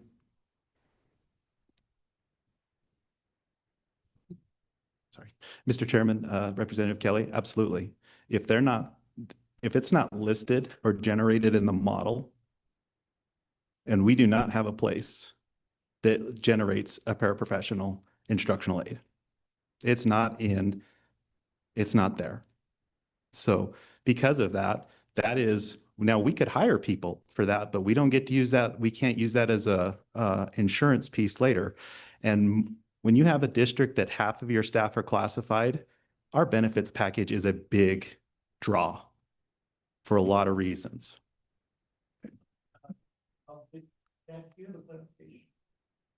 Yeah, Mr. Chairman, within the statute in 2113-309.1, while the instructional aides or paraeducators are not specifically a component of the model, it's an allowable expenditure within that definition. The legislature allows for that expenditure of instructional aides as part of an instructional purpose within that definition. The model's theory is not to allocate instructional aides or paraeducators. The methodology is certified tutors. We know from prior expenditures and evidence that districts don't hire the number of tutors allocated through the block grant model. They hire instructional aides. That's a policy choice of school boards. But it has been the position of the legislature as part of that definition to recognize that policy choice or that budgeting process as an allowable expenditure. So yes, it's not a specific component of the block grant model, but it is an allowable expenditure under that definition of instructional resources. Yeah, so thank you for that clarification. Representative Kelly. Thank you. And thank you for that clarification, because ultimately we're here to solve some unintended consequences and issues that have arisen. And some of this might have been a misunderstanding. Can you please give specific examples of what you consider instructional aid that would not be covered under this that might actually be in reality? So I can tell you that we've used federal funds in the past for Title I support aids to help with reading, especially at the elementary level. We choose not to put a lot of faith in where we might be with those title funds in the future. Those, while maybe considered an allocation that we may use, we're not so sure that we'll be able to use that as an FTE for insurance recapture afterwards. And like I said earlier, for our classified staff, well, all of our staff, but specifically our classified staff, our benefits package is a big draw. And if that's something that we cannot use particularly for, and we'll wait to see the rules on that one, then that's a non-siloed piece. And that becomes something that we have a concern on, because that is a direct impact on students. Mr. Chairman. Thank you, Mr. Chairman. And actually, that's where I was headed, down that same path, because my understanding was that the instructional aids would be included in that, or could be included in that, as paras or whatever. So will that make a huge difference if you find that out versus maybe some of the other folks that you mentioned? I think you mentioned janitors and some others, but what kind of a difference would that make if you find that you can use the instructional silo for those folks? Chairman, Madam Schuler, I would tell you that any part that deals directly with a non-siloed event has a big impact on districts right now. Whether there's language in there that the WDE could then certify to say that would also be a valid in benefits FTE piece, is every little piece we're looking for right now, not because we're here to share a negative concern. We're here just to work collaboratively with a group of people on what we see as an operational concern. And I believe that when you hear from school districts over the next 2 days, you may hear a tone of concern, but most of it is just, it's a concern for operational, how we're going to make this happen. Representative Yan? Mr. Chairman, could we ask Mr. Carroll or someone else from WDE to come up and clarify what their thinking is so we could get this cleared up for everybody? Let's do it.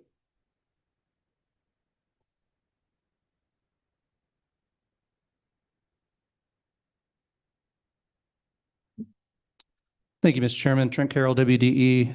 Good conversation here, and I'm happy to provide some clarification. Our guidance has included the instructional aids. We have that posted on our website right now. I know that there's a little bit of confusion because of the supervisory aid position that's listed in the model, which is technically outside the line of the instructional positions. But the instructional aid does qualify. It's clearly an instructional purpose, and we think it's appropriate. And with regard to the earlier comment about... So it does qualify. It does qualify, yes. Thank you. Yep.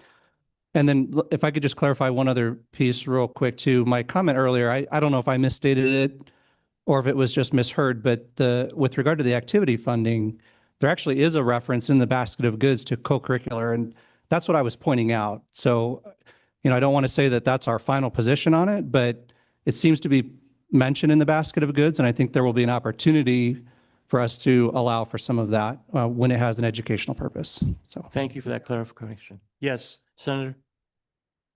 Thank you, Mr. Chairman. Trenton, there was also concern about the benefits associated with it, and I actually don't fully understand the concern, but if anybody in the district is effectively being paid as a full-time equivalent, the way we structured the benefits for health insurance in particular, that individual is going to be covered. Now, if the only thing that is a nuance is if you're half funded by federal funding, then you're going to have to pick up half of the funding from the federal funding for the benefits. But can you speak a little bit to clarify the benefits that would be associated with a position that we were just hearing about, for example? yes, certainly. Thank you, Mr. Chairman, Senator Rothfuss. I think the question really comes up more with the positions that clearly aren't contemplated in the model. So think food service positions would be an example of that. But our position is really that if it's funding in the model for that type of position, it's eligible for health insurance. We've been working on our health insurance data collection. Districts will be able to report every employee that's participating in their health insurance plan, and they will receive funding based on the hours worked, whether it's a full-time position, part-time position, as well as the funding source for that position. So if it's a split-funded position, they would receive the proportional amount that's coming from their general fund, which is the block grant money. And then there may be a portion of that that would be allocated to a federal program or some other fund. But yes, those types of positions that are provided for in the model would be eligible for health insurance. And again, I guess the concern there might be the fact that an instructional aid is not explicitly provided for and called out in the funding model, but it is anticipated within the instructional silo as something that we're covering. So perhaps that's the concern there, is that since we don't expressly say it, maybe the FTE would not be one that would be eligible. Can you address that? Mr. Chairman, thank you, Senator Office. We certainly could clarify that because paraprofessionals and instructional aides have been determined to be within the silo, and we know that the silo funding is in the model. I don't think that would be too much of a stretch to clear the air there and just say that, yes, those positions are also eligible for health insurance. Okay, thank you, Mr. Chairman. That might be a good one to have on the FAQ, actually, to clarify that. I think that might be addressing the concern. Mr. Chairman, one other follow-up, though, that Trent hit on. This is something that we'll need to talk about for nutrition because food service isn't called out. And it's my understanding that our current interpretation is that it would not be a covered position from an FTE standpoint for providing the health insurance, because our expectation currently under statute is that food service self-fund. Is that accurate? That's how we're providing guidance right now for food service, correct? Mr. Chairman, Senator Office, that has been our interpretation with those types of positions. Great, thank you. Yeah, I would ask for clarification too on your rules. So, thank you, Mr. Chairman. We'll get that updated right away. Anything else before I want to give everyone as much time as they can. So, but do you have any summation? Ladies and gentlemen, thank you, Chairman. These are the types of conversations that we're trying to work ourselves through. And like I had mentioned at the beginning, no assumptions right now. We're just trying to figure out, we're T-minus a week, and then we all are publishing statutorily budgets and going in front of our boards and making sure that we have something in place. So whether or not organizations around us are setting deadlines, we are. And so just appreciate the opportunity for the conversations and to be heard. So thank you. And I think I can speak for the committee. We're all in the same boat. We're trying to get it right. I know we have a deadline, and without this free flow of ideas and conversation, we're going to fail, and we're not going to fail. So thank you. With that, Mr. Chairman, I would also say that we constantly have members of our WASA or school districts that would gladly entertain conversations in front of groups or in small groups as well. So thank you. Thank you. Who else would like to come up? Hi, Yes, please. Yes, hi. I'm Annie Griffin. I'm the superintendent in 10 Sleep, so Washakie County School District 2. Want to say thank you to the committee for just letting us speak about these different things and address the things that we're seeing. Couple of things. First of all, I always tell people that in 10 Sleep, we were co-located before co-location was cool. And so our salaries, our starting salary was $44,000. Because of the monies that you have given, we are going to be a starting salary of $64,287. So we're making up for ground when we weren't funded. And we're making up for that, and we're giving that to our people. And so again, thank you for that. That's a big increase for our certified staff. What's happening for us is we were able to give a 25% increase to our operational, to our classified staff, but that was only because we had set aside money for that residential, the residential costs that I had talked to you about being a big issue the year before. And so the fact that we're going to get reimbursed for that is very helpful. But I do have concerns about the operational side and the funding of that moving forward, which I know you're going to look into. What happens in 10 Sleep in particular in regards to our interest, We will make about 50,000 on general fund, and so we'll give you half of that. So we'll keep 25,000 of that roughly in our interest. What that is used for is to supplement our nutritional programs, to supplement athletics. We did get a $9,000 increase in our athletics, but that puts us to 130,000. We pay 200,000 for our athletics.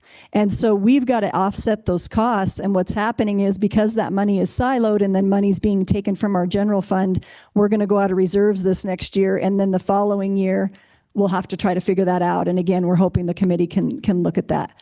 Nutritional, we supplemented last year 87,000 beyond what we were funded for. It'll be 100,000 this year. So again, as we think about that 25,000 being taken from our interest, that impacts us obviously, because we can't take money out of the silo to offset those costs that we normally have. Other things that I would talk about, we did increase costs for lunches, but of course that, to push that to our students and to our staff, but that doesn't offset all the money that we need for the nutritional. Yes. May I ask what the increase was? Our increases, yes, we went from $3.15 to $3.30 for our elementary, middle school, high school, $365 to $380, adults $425 to $485. But again, it's a 3.5% increase in food costs for us. And so we just keep trying to make things work. And so again, we appreciate this committee coming together and trying to look at some of these things, because we're definitely being impacted. But again, we want to say thank you for the reimbursement of the residential costs. That will be enormous for districts like mine and for all districts in the state. So thank you for that. Any questions that you have? Again, thank you for the monies. We are trying to maximize those and give those to our people. We are all about our students and our staff. And so every bit we have is trying to maximize that for their benefit. Representative Kelly and then Representative Yen. Thank you, Mr. Chairman. Thankfully, we've got an intended consequence. We've been hearing reports from across the state of teachers getting these very substantive increases. However, part of that was precipitated by the silo, we believe. So I'd like to ask you and whoever else comes up here at this point, would we have seen these raises without the silo? Because we're hearing about all these other expenses that money cannot be taken out of for activities, for lunch, for SROs, whatever. What guarantee would there have been that we would have seen these significant increases in salary had the silo not been in effect? I think that if we were, Representative Kelly, and I do believe that if we were given funds and it was, well, here's what I'll tell you. Because we set aside so much money for a residential placement, we were going to give big increases once that reimbursement came. So I will tell you that we have been trying. We want to be competitive. We want to be able to get the right people in the seats for our students. And so we were going to give raises. Could it have been that substantial? I don't know. I mean, that would just be dependent upon the funds that were put in front of us. But I will tell you, absolutely, we were going to give our people an increase. We felt terrible that the year before we couldn't. But you can only do what you can do. When you're putting out $200,000 for residential placement costs, you can't, if there's not money there, you can't give it to people. We just were always trying to do the very best that we could. So to answer your question, yes, we would have given everything we could have. So, Mr. Chairman, thank you. Ms. Griffin, so looking at the chart that we were shown before, Washakie number 2 had the biggest percentage change of any other school district on the funding model. But you're saying because of the other changes we've made, you're still going to have to drain your reserve completely. Is that correct? Drain our reserves completely? I'm not sure yet. We're still working through that and working through the costs and changes, like when we hear, well, we can use it for this. Oh, okay. So then we can make an adjustment there. We're just constantly changing this based on the information we're getting from WDE and trying to maximize everything we can. We've got to see what this year looks like, see what adjustments are made, and then from there, we'll determine how to go forward. One thing in 10 Sleep I will tell you is we want our kids, no matter where they are in the state of Wyoming, to have equitable opportunities. And so the idea of cutting anything within athletics, anything like that, is something we are trying really hard to avoid. And so this first year, we're hoping we can make it work through reserves. And then after that, hopefully it'll be fixed and we can go forward and still offer those opportunities. One thing I do want to mention is that substitutes are not within that silo. That's my understanding. And so what that means for us is, though, we can't hire a music teacher right now. We don't have any applicants, and we need a K-12 music teacher. Our salary is $64,000. Come on, people. But we don't have the applicants coming. We're going to have to do a long-term sub for that position, and it's not going to come out of the silo. That person's going to be instructing the entire year.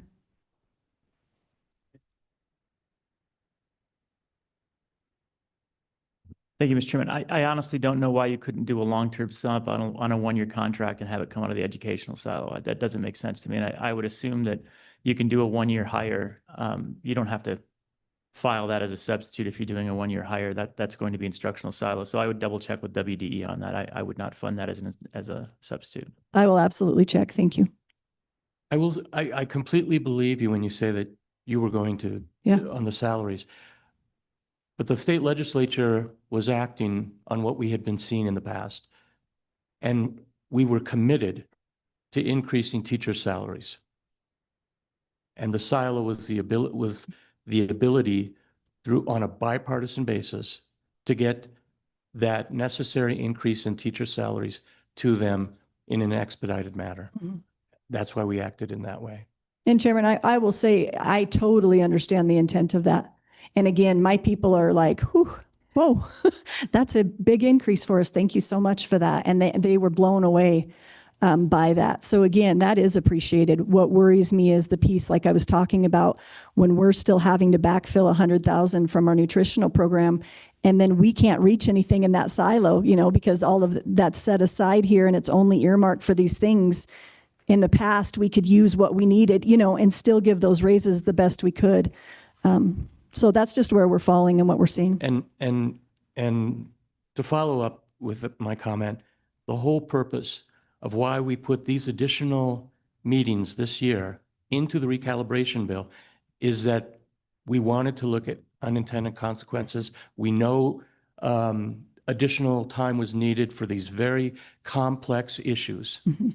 We wanted to make a public record to the courts that the state legislature was serious about this issue. And as you remember, everyone in this room remembers, when was the last time we had a recalibration bill that actually passed the state legislature? And we were able to do that on a bipartisan basis.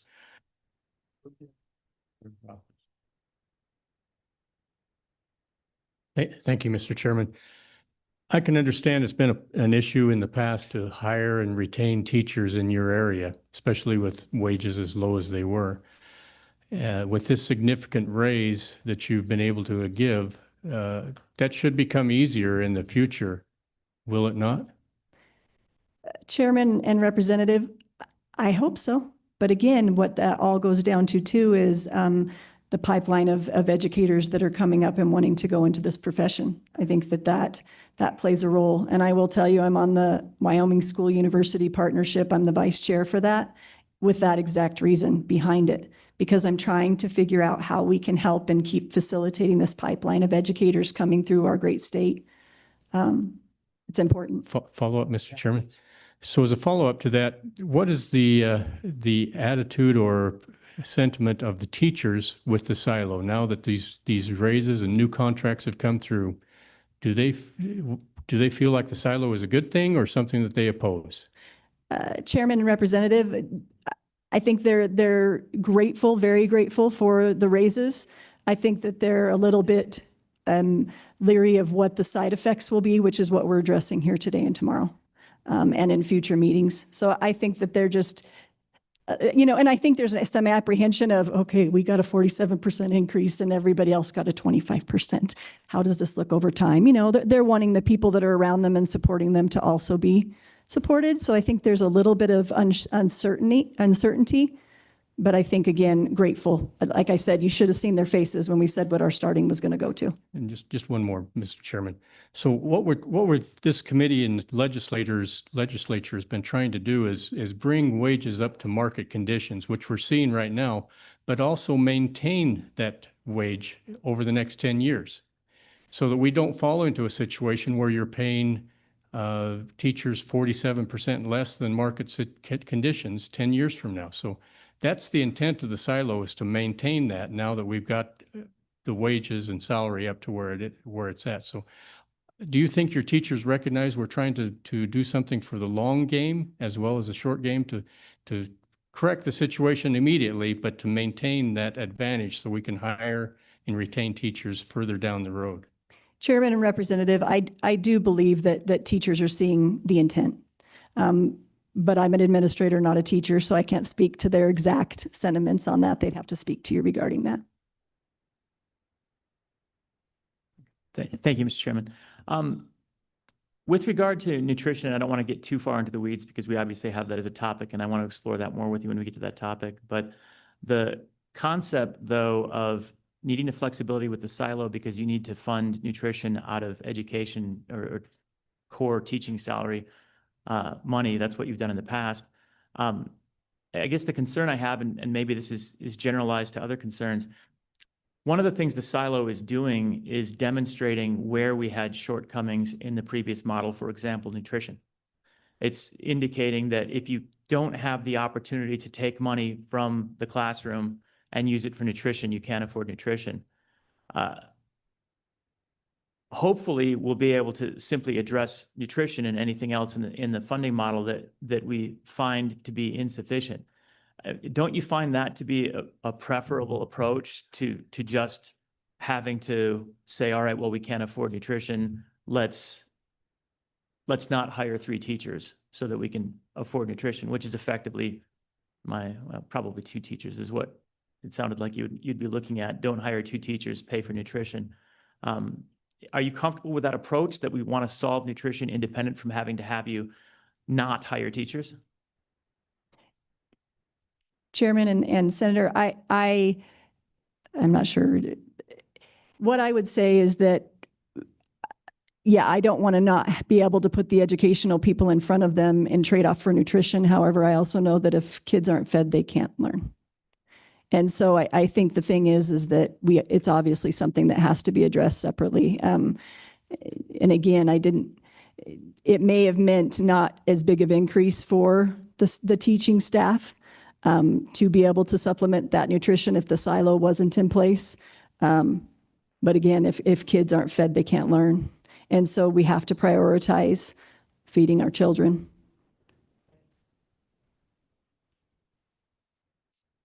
Any other questions? Thank you. A schedule today. So if you have heard the comment that you were going to make, I'd still want you to come up here, but I mean, redundancy will eat up more time, but I do want to give you your moment. So who's next? Welcome. Co-Chair Senator Salazar, Representative Piner, and committee members, good morning. I'm Missy White, Mayor of Lander, and I welcome you to town. I always appreciate having your committees meet here and the opportunity to witness in person how you work, the robust conversations you engage in, and resulting thoughtful decisions. I'd also like to give a shout out to the staff who make live streaming available for those who can't be here in the room. It's a tremendous service. Thank you for that. The full room tells me that both the staff and public are deeply invested in how district funding works and providing the best educational opportunities. Thank you for the highly informative conversation so far. I appreciate very much your responsiveness to our concerns and allowing us to help you in improving the model. I'm not a school professional, so my comments are not as specific as some of the speakers you've heard. However, the partnership between Fremont One and the City of Lander is very strong, and I speak in honor of that partnership and witnessing the challenges that Fremont One faces as a result of the instructional silo. While certainly additional funding clearly has tremendous benefits, and we're very appreciative of that, my concern is that the instructional silo also limits the local control to some degree, and as a result, limits decisions based on those local needs. Although municipal funding isn't quite as restricted as school funding, I empathize with how increased restrictions can be cumbersome for administration and governing bodies to work with and very challenging to explain to the public. Local control is a hallmark of the Wyoming ethos. I appreciate that you're hearing and receptive to making greater allowances for local school administrators and school boards to have the latitude to make financial decisions that meet the unique needs of their district. As both a community member and a municipal official, I'm pleased you'll consider including SROs in the instructional silo. The City of Lander and FCSD1 have worked collaboratively for years on placing SROs in the buildings. We know it's critical not only for the safety of our students and staff, and while of course we appreciate their specialized training and we hope it's never needed, we still appreciate their presence in the schools. I'd also note that their presence is helpful to nip in the bud some less desirable behaviors, as some youth are wont to experiment with. Also, it's a huge benefit, albeit hard to measure, for our youth to build positive relationships with law enforcement. It benefits the community for kids to later become adults who know and trust police officers. Later this morning, you'll have Lander Police Chief Waugh offering his insights on the value of SROs. Thank you, Co-Chair Senator Salazar, Representative Heiner, and committee members. Thank you for your time today. I appreciate your service to the citizens of Wyoming with your dedication as legislators. I certainly stand for questions, although I suspect my higher level comments and perspective are not generating the same level of questions as others. Mayor, thank you for hosting us over these next 2 days, and I just came out of appropriations here for the last 2 days, and Lander is a beautiful town, and thank you for hosting it, and thank you for being here. So Yeah. appreciate your comments. Thank you. Thank you again. I appreciate all your service. Morning, sir. Morning, Chairman and members of the committee. My name is Connor Weiler. I'm the business manager for Converse 2 in Glenrock. I just wanted to back off Jeremy Smith's comments from earlier as a cash reserve, as a recapture district. Yes, it may not seem equitable in the grand scheme of things, but in reality, we use whatever interest we earn to help fund. So if I underestimate my county, I have to pay more next year, and that interest helps that out. Or vice versa, if I overestimate and then I have money sitting there, I have to pay it back next year. So it kind of equals each other out. For example, this year, we will earn about $300,000 in interest in our general fund. But as a district, we have to supplement our food service at the cost of $210,000.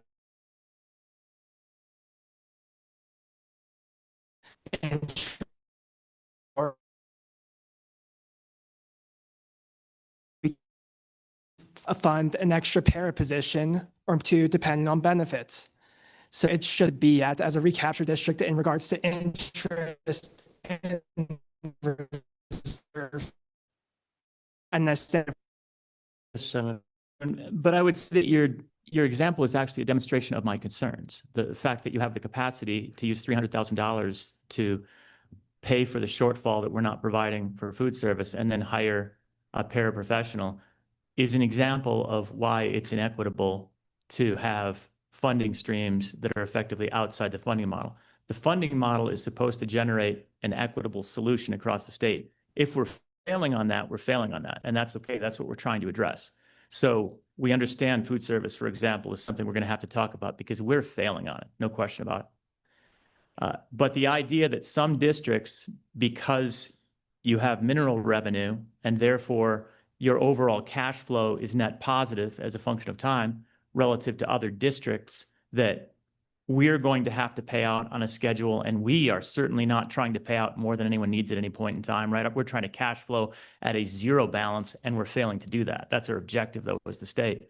Means that you have a revenue stream available because you have mineral wealth that other districts don't have, which is literally exactly what the Campbell's decisions were trying to stop from happening.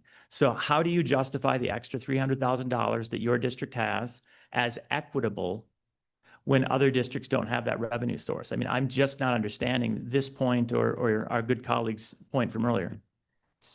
Chairman, Senator Office, the point I'm trying to just say is, while we may have all this influx of cash during the school year, we have to pay it right back to the state and help out the remaining districts. For example, I have to pay $20.4 million back to the state this year.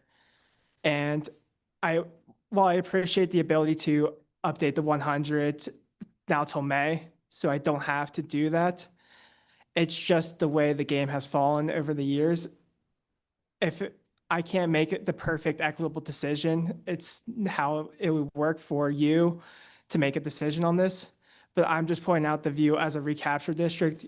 Yes, we may be able to afford to do one thing, but that's only a short-term option, because if my minerals were to fall down or interest rates were to tank, then I'm kind of having to do that. So it's just kind of dependent on the year. So I think Senator Rothfuss raises an interesting point, which I agree with, and that is the silo is a cornerstone of the recalibration bill. Quite frankly, I don't believe it would have passed without that mechanism. What we are going to do this summer is address the very issues that you've all been talking about, which is school nutrition, food services, SROs. Those independently, I think, need to be addressed in depth on their own. The silo was the intention of the legislature to give those salary raises to teachers that they had not been receiving to the extent that we wanted them to be seen in the past years. And so I think that Senator Rothfuss's comments are right on. And that is going to be at least my intent in the coming months, is to address those issues and try and solve them on their own. So again, appreciate your comments. Yeah. And may I one other thing quick Yes, too? absolutely. And Senator Rothfuss, when I say like a para, it's usually for a sped para, which is reimbursable over the next year. Because in our district, 2 years ago, we had an influx of sped cases. So we had to use whatever interest earnings we were using and that aspect. Because as our district, we don't fund we don't have any instructional paras. So we have to do sped paras. So I should have been more specific when I clarified that. That's my fault. But it's just with the increase of sped students, that's where we have kind of looked at one way just to help out for a year. Mr. Chairman. Yeah, please. Thanks, Mr. Chairman. I'm not questioning what you did makes absolute sense. There's no question you are doing what's in the best interest of your students and your district based on what you have, the hand that you have dealt.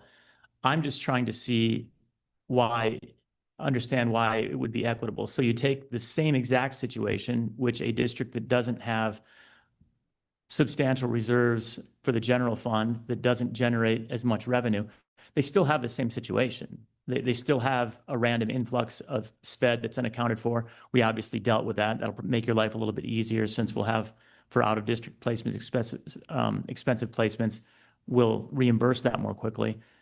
But the other districts have the same problem, and they'll cash flow it out of their reserves, where you're cash flowing it out of revenue that you're gaining off of income from interest on the fact that you have a surplus until the state picks it up. So from an equity from a district standpoint, what you do makes perfect sense. But look at it from our perspective. We're looking out specifically for equity and what makes sense for all the districts. And again, I'm just not being compelled that you have a surplus. If we take half that money and basically redistribute it to other districts around the state that don't have a surplus, that's baseline fair. And I'm struggling to understand how the system that we put in place is not preferable to what we had in the past from a fairness and equity standpoint. I appreciate the continued attempts. I appreciate the explanations, but I'm struggling to understand why it's a preferable system as you're describing. No, I completely understand your point, Senator Rothfuss, and if you would like to, we can gladly discuss this at another time, just so we can let other people have their public comment. It's my intent to complete this table, and then we'll take a break. So who's next? All right, I'll get started. Charles Oskey, Superintendent of Johnson County School District number 1. Going to start out with my attitude of gratitude, like I always do with all of you. Thank you for the opportunity to be here today and getting the opportunity to kind of present some things. I kind of want to come around and answer Representative Kelly's original question that he asked is, would the teachers have got a significant raise with the money? And I will answer for Johnson County School District number 1. And the answer is absolutely yes. We would have put money towards increasing teacher salaries. However, here's what has happened with the silo, which is I'm truly grateful for. is the silos separated because we're one is all. You heard we're all one team. What we did was we separated certified staff had a 16% raise, classified staff through some creativity, we gave 10%, and administrators got a 6% raise in Johnson County School District number 1. But that impact piece is, Chairman Salazar, you asked about long-term sustainability. I, as a superintendent, have concerns because we did take out of this model increases based on years of experience or any type of educational advances that go through that process. So how do we continue to raise that if we don't get an ECA? So there's some guarantees that we cannot guarantee as we look forward. We're also a school district that is struggling because with this silo impact, we highlighted the operational portional things that we've been using to maintain the district. So the operation portions is where a majority of districts, and I'll speak as Johnson County School District number 1, that's where $800,000 deficit falls with food service.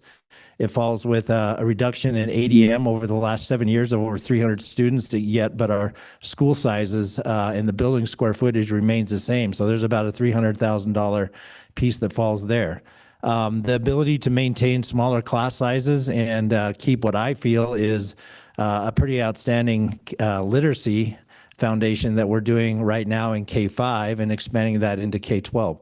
So there are some things that have been highlighted, and that's what I appreciate about being here today, that we can hopefully come to the table and look at fixing. That's the whole idea of being here today. Being grateful for what we have, but the opportunity to say, look, we missed the boat on some of these things. How can we fix them, and what does that look like? But I don't want to paint the rosy picture that everything is perfect. We have a year to do it. That's what this process is about, and I appreciate that. I don't want to take any more of your time because we could spend the next hour talking about little things that I think can be fixed over time, but there are things that need to be fixed, and I appreciate the time and effort that you guys have put in, and for us to, as a whole, to be here today to talk about those. So thank you for your time. I stand for any questions. Thank you. Appreciate it. And time is precious with all of us together in the same room. When we take breaks, lunch, don't hesitate to talk about those small problems to us as well. So we're willing to listen. Yes, sir. Chairman Salazar, thank you so very much. Shane Ogden, Superintendent in Park County 16, Booming Metropolis of Matitsi. Initially, when the session ended and it was determined that recalibration would continue and have interim meetings, my thought went to, wow, that's interesting, instead of waiting for 5 years. And thank you, because it's very clear today to see why that was in there, with the recognition that there might be things that need to be coming back to the full body for some adjustments. So thank you for doing that, and thank you for having the foresight to say we're probably going to have to address something. The question was asked, what could have happened, and maybe I would just reframe that to what should have happened. You know my testimony probably well enough to know that I'm a broken record on local small, tiny town. That's pretty important to us. And with the funding model, with the silo, some of that has been removed from our school board. So what should happen, just a thought, is that anytime that the influx of money came in, and had there been the expectation of districts that teacher salaries you need to meet the average that we have calculated, every district would have done that. Teachers would have had that opportunity. And then we also would have had local control to determine, once we do that, what do we do with the rest of that money? I appreciate that probably you wouldn't have seen the outpouring of how much activities cost, food service costs. And so I get that maybe there was another play on that to make sure that we bring those things forward. The other question that would come out of that is, well, what would prevent a district from just meeting that by not increasing teacher salaries, but reducing the number of teachers? because that calculation could have happened that way. And that's where I don't think local boards would allow that to happen. They're not going to say, yeah, let's do a reduction in force just so that we can meet that average. Other question that came up was certainly with your increase, we went from $49,000 base salary to $63,200. That was a 28% increase. Everybody else got about a 5% in the district. Our teachers did not celebrate. I'll just be honest with you. They did not celebrate a 28% increase because they also knew that they rely on in their classrooms, in the lunchrooms, in the office, that they weren't going to be getting something like that. So it put a little damper on their celebration, which I told them you should celebrate. You deserve every penny of that. However, they recognized that there was going to be a little bit of that disparity between district and their friends. And when you only employ 45 people, we know each other pretty well. And finally, we have found that we have not seen an increase in applicants, even with that huge increase. Even though we market that we pay more than our fellow county school districts on a base salary level, not seen an increase. Matter of fact, we still are struggling to fill positions. Currently have 2 unfilled positions in our district at this time. So thank you. Thank you, and I appreciate your testimony. If I had to do recalibration over again, I'd do it again. Those salary increases had to occur. And if you monitored the state legislative process on recalibration, it was not at all certain. In fact, there was a great deal of effort put in to pass recalibration. And you know how long the last recalibration was actually passed by the legislature. But as someone mentioned before, that was the whole purpose of why we put in the recalibration bill this summer, to continue to fund this committee to get it right as best we can. So I appreciate very much your comments. And then we're going to take a break, Senator Rafis. Briefly, Mr. Chairman, I just wanted to address the idea of giving raises within the silo. I think it's important just for everyone to understand that was not the only purpose of the silo. When you look at the silo and you compare the total number of funded FTEs in the silo to the number that were actually hired statewide, not funded theoretically statewide, but hired statewide, that's 1,400 teachers. And the concern wasn't a reduction in force. Of course, you weren't going to reduce the force. The concern was that those 1,400 teachers need to be hired, and it's going to take several years for the reasons that you pointed out and others have pointed out. Those teachers aren't out there, and it's going to be a struggle. But the other intent of the silo is not just to raise the salary of all of the teachers, but to get those 1,400 teachers in classrooms. And I guess my question then is, do you really think that we would have hired 1,400 teachers under a scenario where there wasn't an instructional silo? Because I can't fathom that taking place. Mr. Chairman, Senator Rothfuss, my perspective comes from a small district where we would not have been able to run had you not put that minimum 17 teachers in there. So for me to even fathom hiring more than what we currently have, that's out of my realm of answering because my perspective is truly that narrow. Senator Schuler. Thank you, Mr. Chairman. I would really be interested in knowing how many of the district superintendents that have testified today, including yourself, what it's looking like for attendance, because that is a concern, I think, and it ties in with recalibration. So is your district, are you seeing that decrease in attendance? Mr. Chairman, Senator Schuler, attendance-wise, our attendance is great, but our ADM is decreasing, and I'm not sure if that's what you're referring to, but our ADM is reducing. And in a small district, if you lose 5 kids, you notice it really hard. just like a larger district sees when they lose 40 kids. Thank you. Okay, with that, we will take a break and come back at 5 after. Thank you.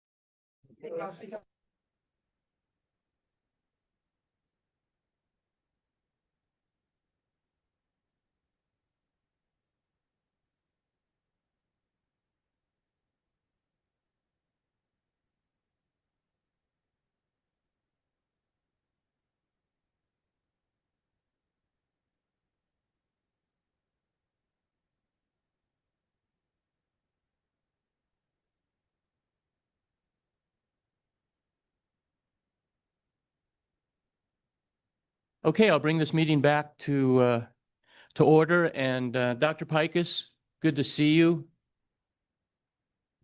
And good. Please introduce yourself again and your team, and we'll get the ball rolling again. Good morning. I'm Larry Pikus, one of the principals of Pikus Odd and Associates.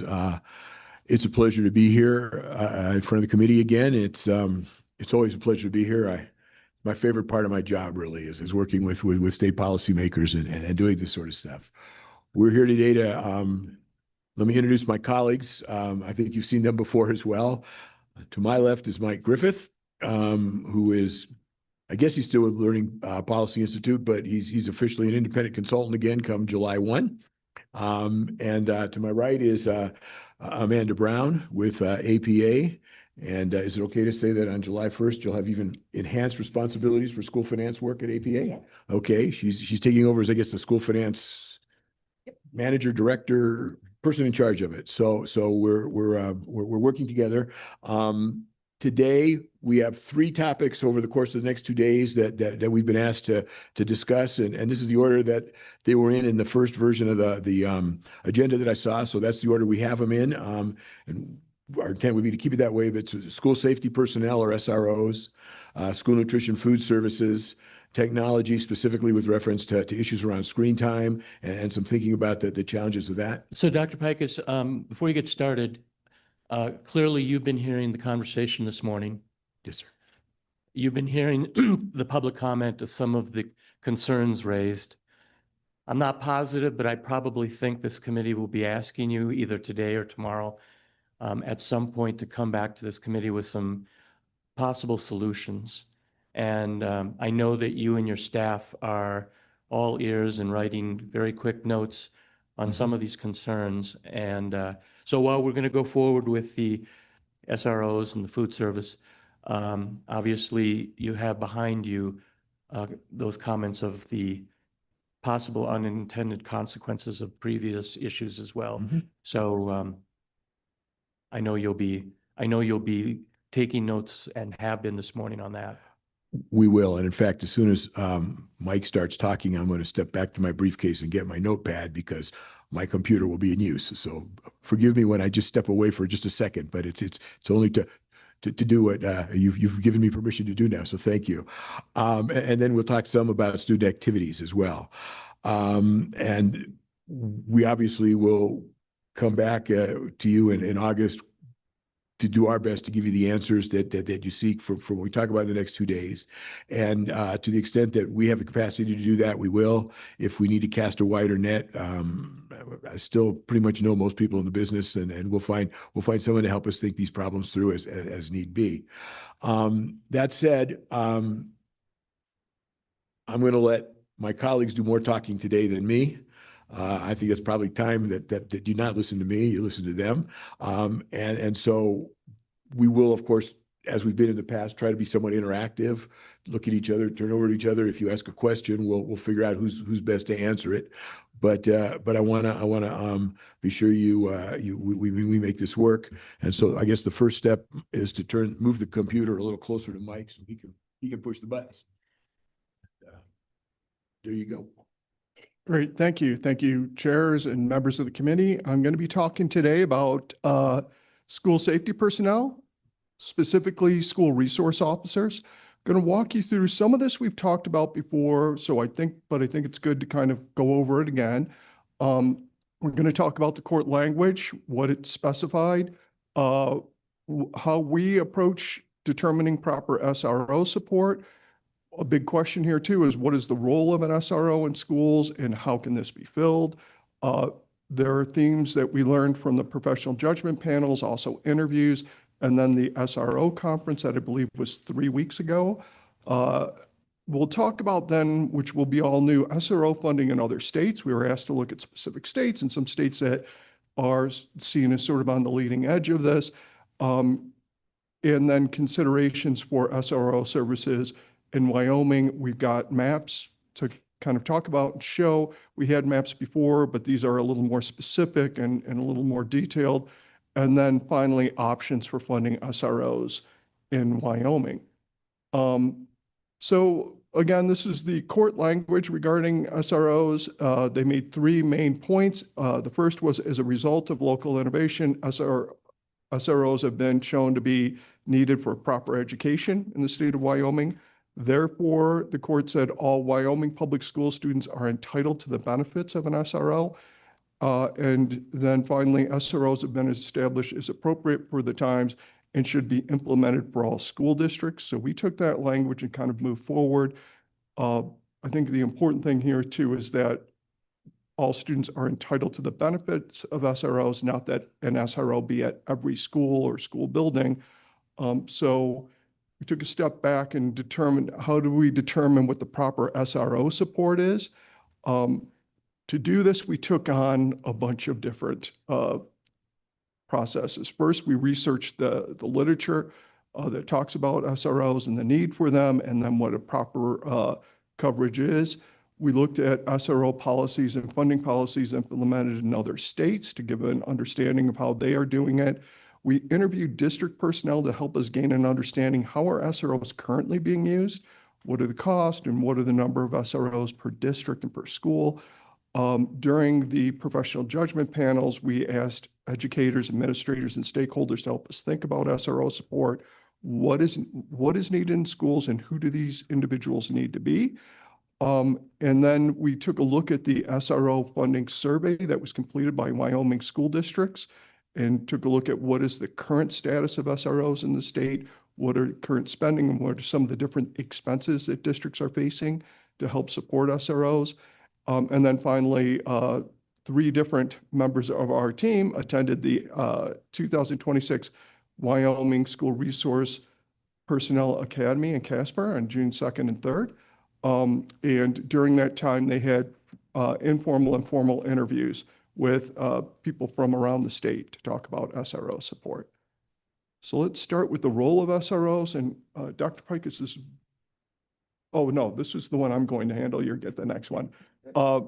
So both what we heard during our interviews, what we've seen in the research, what the National SRO Organization states is these are the sort of 3 building points of an SRO, that they provide law enforcement officers and support within a school, that they act as educators for students, and that they act as informal counselors during the school day. Now, this chart kind of breaks down the difference between SROs and counselors, and I think Dr. Pikus will go this one. Before I start, Ashley, this screen here is showing us, and is there a way for it to show our slides? I'm not sure what I did wrong, but you know it's always me, right? I need more technology. I have 3 to 1, 3 computers just for me, and I'm getting a 4th. Amanda and I and our colleague Anna Adams, who I don't think she's met the committee, but almost everybody back there knows from the PJ panels, had the privilege of attending a meeting 3 weeks ago in Casper of the Wyoming School Resource Officers Association. And do you know how to move that to the top so that it doesn't, so you can see this all? Anyway, and that's perfect. It was a really, I think, productive and helpful meeting, and I think Amanda will share more of what we learned at the meeting or we talked about. But one of the fundamental questions that came out of this that we thought was important to sort of overlay our entire conversation as we went on the road is much of the work that a school resource officer does sounds and is very similar to what a school counselor does. They spend very little time being a law enforcement officer and doing that, but they spend a lot of time building relationships with students, working with students, understanding their challenges, and as they self said, helping them find their way through the system. And sometimes it becomes important if they have to interact more with the legal system that a counselor has experience with. They also provide a great deal of knowledge and information about security in buildings and across buildings. And so one of the questions that I think requires some serious thought is, to what extent do you use SROs, which I think are an essential part of serving schools and protecting schools, but to what extent can many of the things that they're doing really be funded with perhaps additional resources for counselors, particularly at the high school level, who, although they probably earn similar salaries, the counselors don't come with all the costs associated with a law enforcement officer in terms of equipment and insurance and other things that happen. So this slide was an attempt to take all of the things that the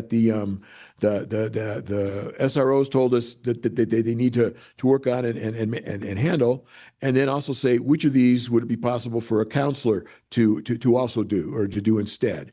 Obviously, they're not a law enforcement officer, but they're educators and they're informal counselors.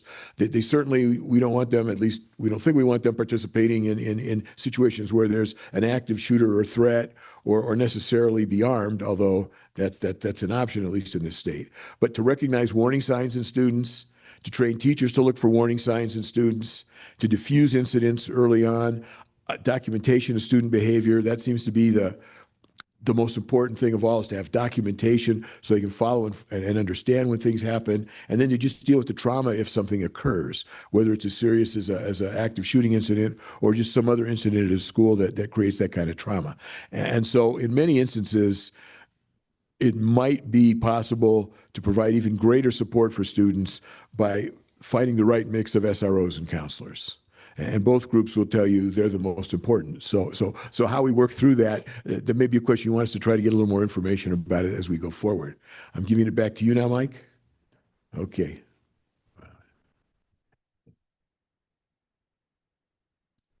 That's just the next one. Well, here, I'll let you. Okay. Right. Maybe move the thing back over to the right now. Whoops. Get rid. We need a dual screen thing here that we could do that. Hmm? Yeah. More staff, yeah. Oh my gosh, just now I'm want to go making to- it worse. You just want to move that thing over to the right. Oh, wait. Or just Just wanted- there you go. Oh, let's make a little box like that. and There we go. we'll Okay. Squeeze it up to the top. Yeah. And this is go. Okay, great. perfect. So what we heard from our school safety professional judgment panels, also our interviews, and then at the school resource officer conference, was that a lot of different things beyond just SROs. That school safety needs are broader than just SROs, that districts need a flexible model that accounts for a wide variation in geography, size, law enforcement capacity across Wyoming. For instance, we heard from some that they work with the sheriff's department, others that they work with the sheriff's department and police department if they have a city, and still others that use a combination of those and plus their own sort of counselors or other safety issues within their schools. There's a fear that a rigid formula risks producing unusable allocations. If it is for, say, 4 SRO positions and the county does not have 4 SRO positions available, then the funds couldn't be spent. So allowing flexibility between SROs and other ways to provide safety within the school. There's a strong agreement that we heard during a lot of our interviews and at the PJPs that middle school and high school should have at least one SRO located at the school. Maybe not there full time, but that's their base of operation. And that elementary schools need staffing for SROs, but not necessarily full time. So one SRO could be split between, say, 3 or 4 different elementary schools, but they still need support from time to time. And the funding should support locally determined safety strategies, not just SROs. And again, this is something I don't think will be a surprise. Over and over, we heard flexibility as the key. And we also heard that it goes, again, we talked about this beyond just SROs to provide safety. So there's building safety, physical building safety that needs to be funded too, safety awareness and training for all staff within a school, presence of officers and quick response times from outside agencies in case there is an incident, clear procedures, coordination, crisis management, and planning was really stressed too when we heard it from districts.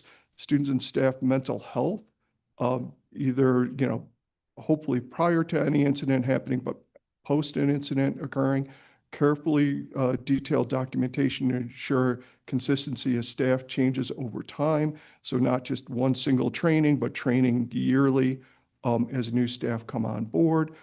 And there are a variety of perspectives in the role of an SRO in schools, which can include responding to threats and active shooter situations, identifying potential threats before they occur, relationship building and helping students find needed helps and service, teaching courses and providing training. This was one that we heard often that they would like the SROs to teach a class. Those classes tend to be very popular, and they are classes that help students think about becoming a police officer themselves upon graduation. And then there's a need for armed support within the school. So this is feedback we heard on school safety funding model options. Per building SRO, so this was sort of the difference between should it be funded on a building basis or a per student basis. For the building SRO, geographic realities vary dramatically. Some districts operate multiple schools, remote schools, with long response times between where the school is located and where the police are.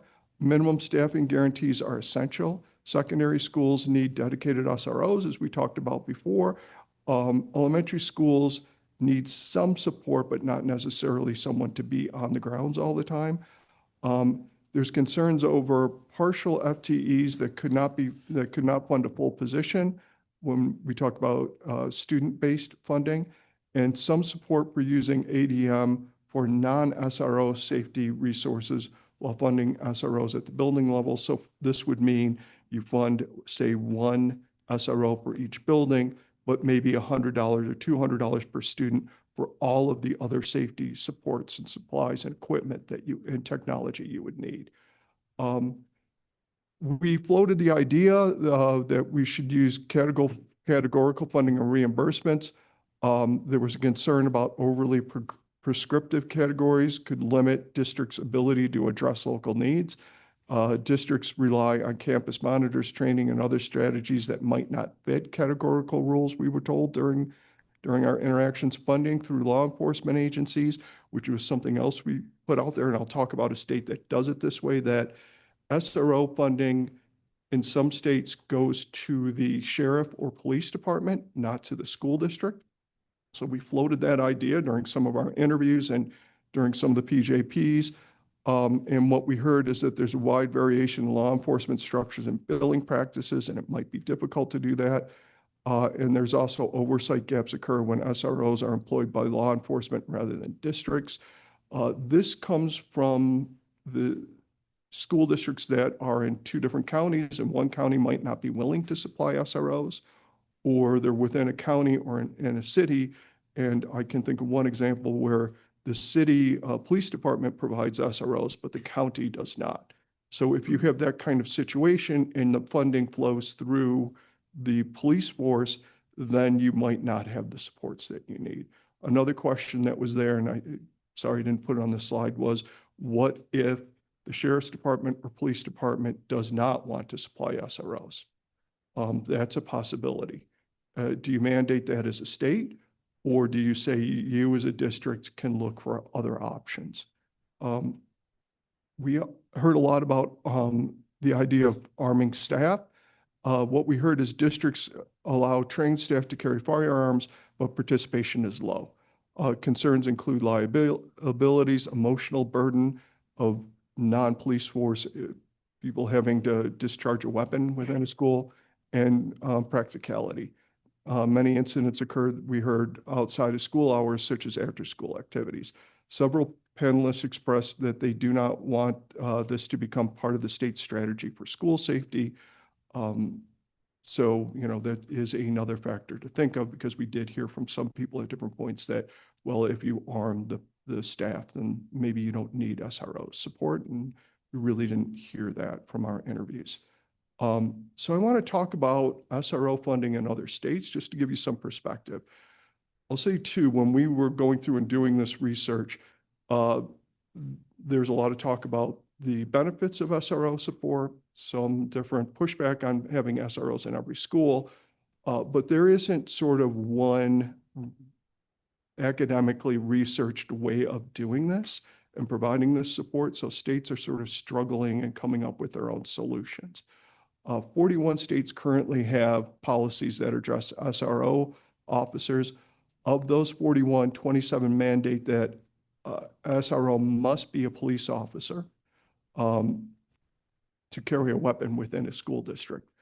60.6% of public schools, and this is from a survey done in 21-22 school year, had one or more security staff in the school, and you can see the numbers there. 82% of schools reported having somebody at least for part of the day in high school, about 78% in middle school, and just shy of 50% in elementary schools. Again, these are not necessarily law enforcement officials. These might be security guards or some other staff, but they have someone within the school who is supplying some security for the school itself.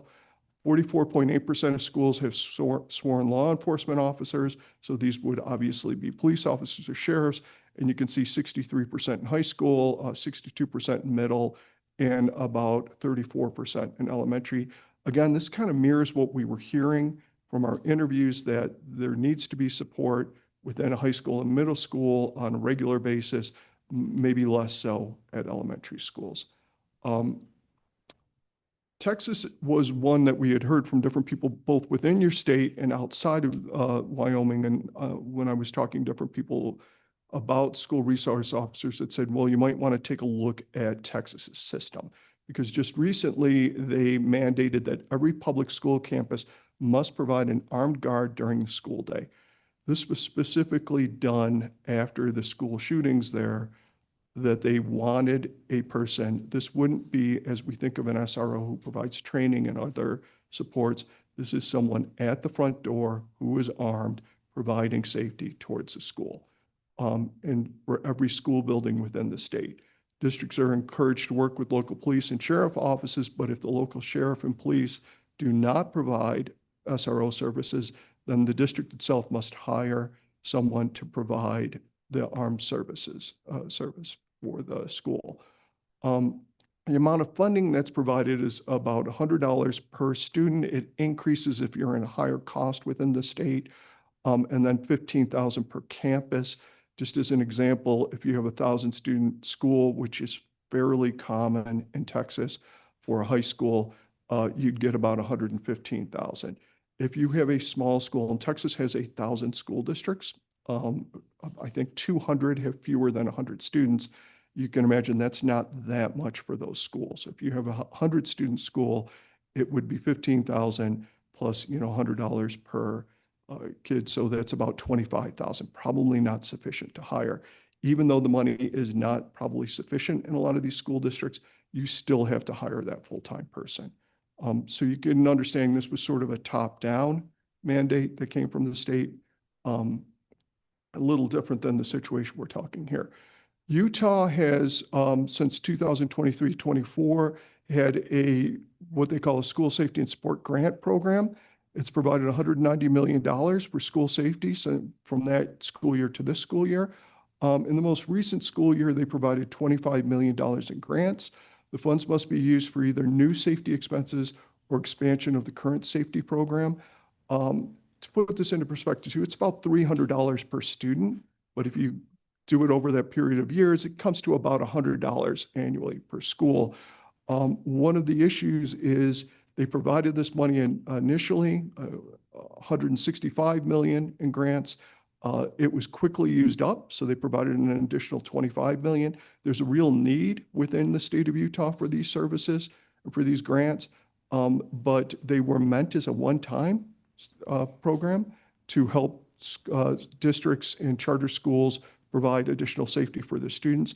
It can be used for school resource officers, but it can also be used for school safety specialists, safety and security training in schools, communication hardware training for first responders, enhanced physical security for the school, or first aid kits for classrooms. So a much smaller program where it could be used for school resource officers, but again, you get a one-time grant for this. Some other states that came up that people recommended we looked at are Indiana, Maryland, and Tennessee. You can kind of see the here on the sheet, but none of these states require SROs. These grants are for those places that would like school resource officer support. Indiana has an annual allotment of up to $100,000 per school. But the key point here is the state provides the grant. The LAA must provide a matching grant of equal amount. So if you got a $100,000 grant from the state, the school district would have to supply $100,000 on their own. Maryland provides $7,032 per school. I could not find the rationale for that number. I mean, it's such an odd round number. I think it's what they could afford this year. And you can use it for LEAs or law enforcement agencies. The grant either goes to a school district or it goes to a law enforcement agency. But you can't have both, and you must coordinate together who's going to apply for the grant and take it. In some states, they do this because the district doesn't want to have the responsibility for hiring and overseeing the school resource officer. So they find it's easier if there's just an agreement between, say, the sheriff's department and the school district for the sheriff's department to hire that person, and then they place them. So they have an MOU between them. Tennessee has up to $75,000 per SRO. The funding goes to the law enforcement agency, again, not to the district, but there has to be an agreement between the district and the sheriff's department. And then in Virginia, there's up to $100,000 per SRO. The funding can only be used for new hires, so it's a one-time grant. I believe it lasts for 2 years. And then after that time period, it's 100% up to the school district to fund that position. So I'll take a stop there in case there are any questions. This is an awful lot, Mr. Chair. So it sounds to me like what you heard was flexibility. One size does not fit all. And that perhaps we should be providing unique solutions for individual districts because some districts have different challenges with regard to public safety than other districts. One district may need metal detectors, another additional funding for that SRO individual. So it sounds like we need to be flexible. Is that your thought as well? Yes, Mr. Chair, you just kind of summarized my 15-minute presentation. Okay. Very sorry. Okay. But I get paid to show slides, so I had to do that. But yes, that's what we heard from the individual interviews, from the PJP panels, and that's also what you see sort of nationally. It really changes based on your community. What is it you're trying to achieve? In Texas, it was a very specific solution they felt to a very specific problem, which was school safety for shooters, for school shooters. Most of the other states look at it, though, as stated in the first slide there with the pyramid, that there are multiple things an SRO does within a school. And maybe some of those things are achieved best with an SRO. Maybe they're achieved best with a counselor. Maybe they're achieved best with some other personnel or hardware or technology within a school. So now a thing we looked at is where should SROs be assigned? Again, we talked about this. I think this was maybe 6 months ago when I presented. Should they be assigned to individual schools, which you have 346 in the state, or campuses, which there are 288, or be assigned on the basis of a geographic area? So to better understand where SROs should be located, we mapped out every school in the state, including whether the schools were co-located or within 10-mile radius of the schools. The maps were created using information from the Wyoming Department of Education data, Google Maps, and Tableau software. And just as a reminder, co-located schools are schools, the way we defined it, are treated as individual schools in the model and are located within the same building or share a campus site. A list of schools created by using data from, again, school reference tables, school level O&M resource tables, and school directory files provided by the WDE for this project. And the number of co-located schools are 288. You can see here number of schools per site. There are 244 schools that are individual and sit on there that are not co-located. There are 30 that have 2 schools and 14 sites that have 3 schools or more. So this is a breakdown of the map, and Amanda, correct me when I say something wrong here, because you were really the one who designed this map. But you can see the dots together show the number of schools within an area. Within the circle, that is what is the 10-mile radius, correct? So we're just trying to get an understanding of if you had an SRO in one of these circles, they are within 10 miles of any of the schools within those circles. I know this map can be kind of overwhelming, so it's been broken down into regions to be a little easier to read. And so you can see where these schools are. For instance, in Powell, there are 5 schools within this 10-mile radius. This could be one way of thinking of providing SRO support is within these areas. And you can see, again, all the different breakdowns. When you get to some of these areas, there's great overlap. One of the things I don't think this takes into account is it police, or is it a police force there or a sheriff's office who is responsible in these areas? Is that correct, Amanda? Okay. But then we've broken it down into each one of the regions.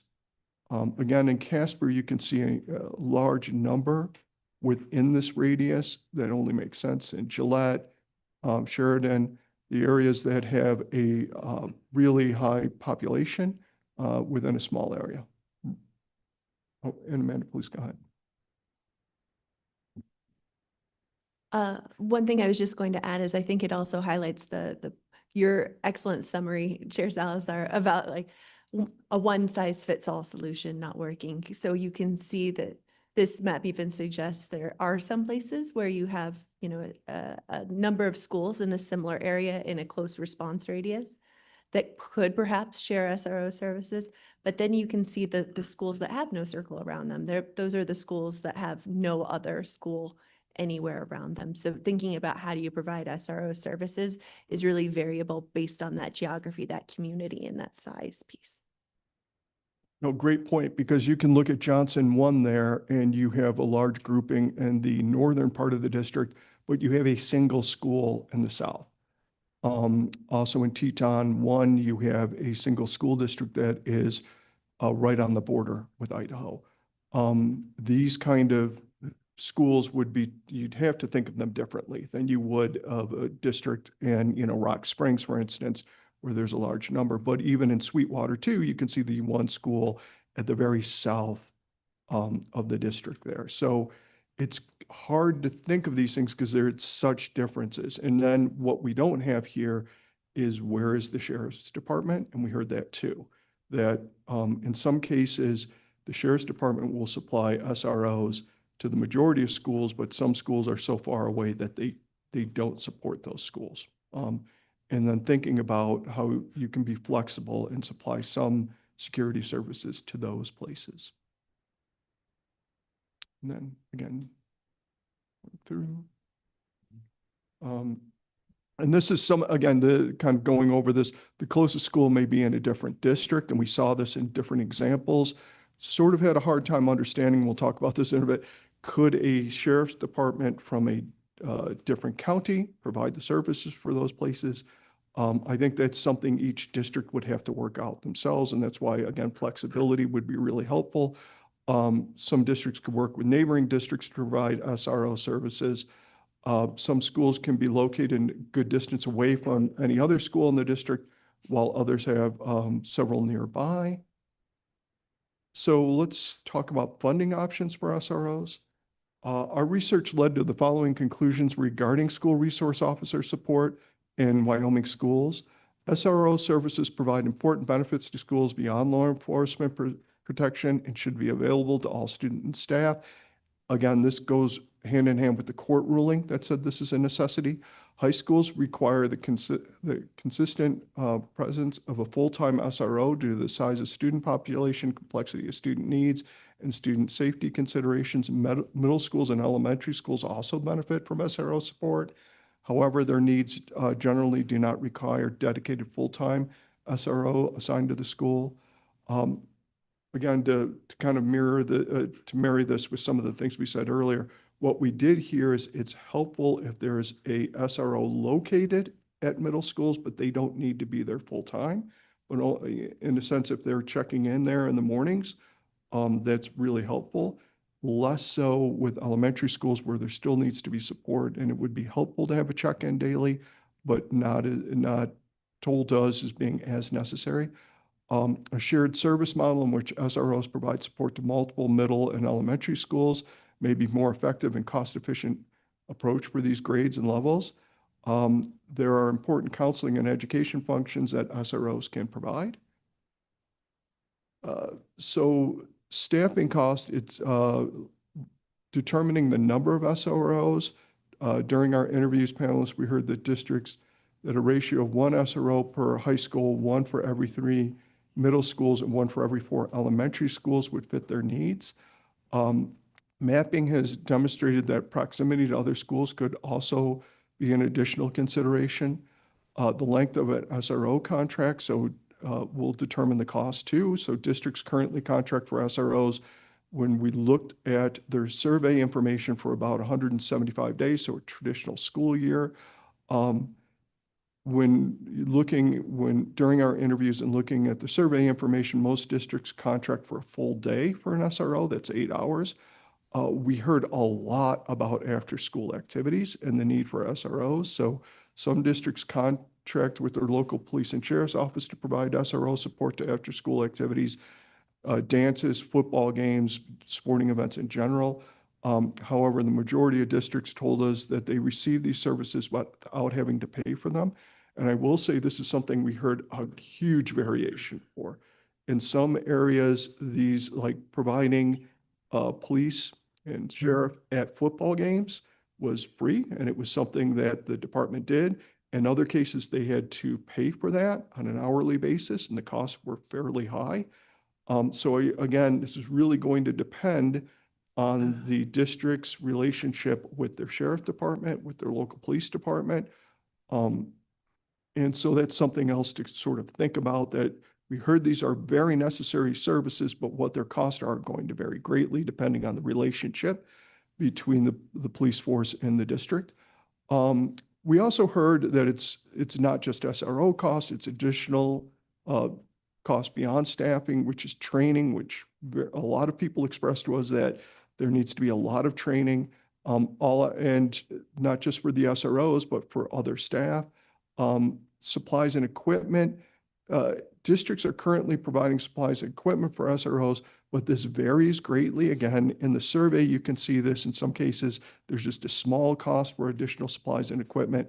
In others, it's a much higher cost on a per SRO basis. Police vehicles, most districts do not provide financial support for police vehicles. However, we did hear some districts that told us that they help fund police cars. Others said they would help fund police cars if they had the additional resources for it. We even heard in one case where they asked if a police car could be parked in front of the school on a full-time basis, because that alone would deter problems.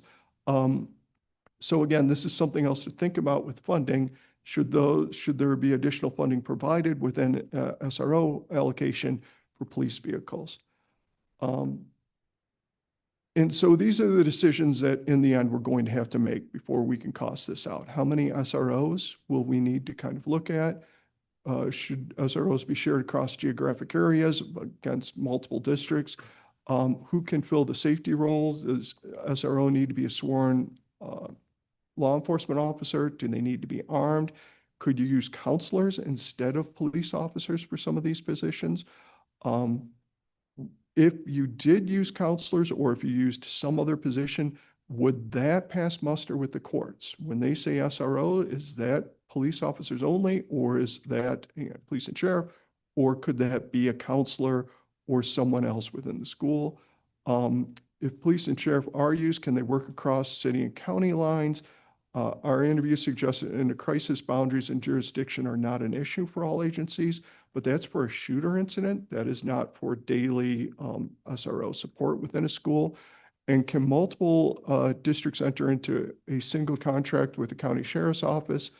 Our understanding is that MOUs are often used for this purpose. So would it save money? Would it help to spread resources if multiple districts within a county work together on this?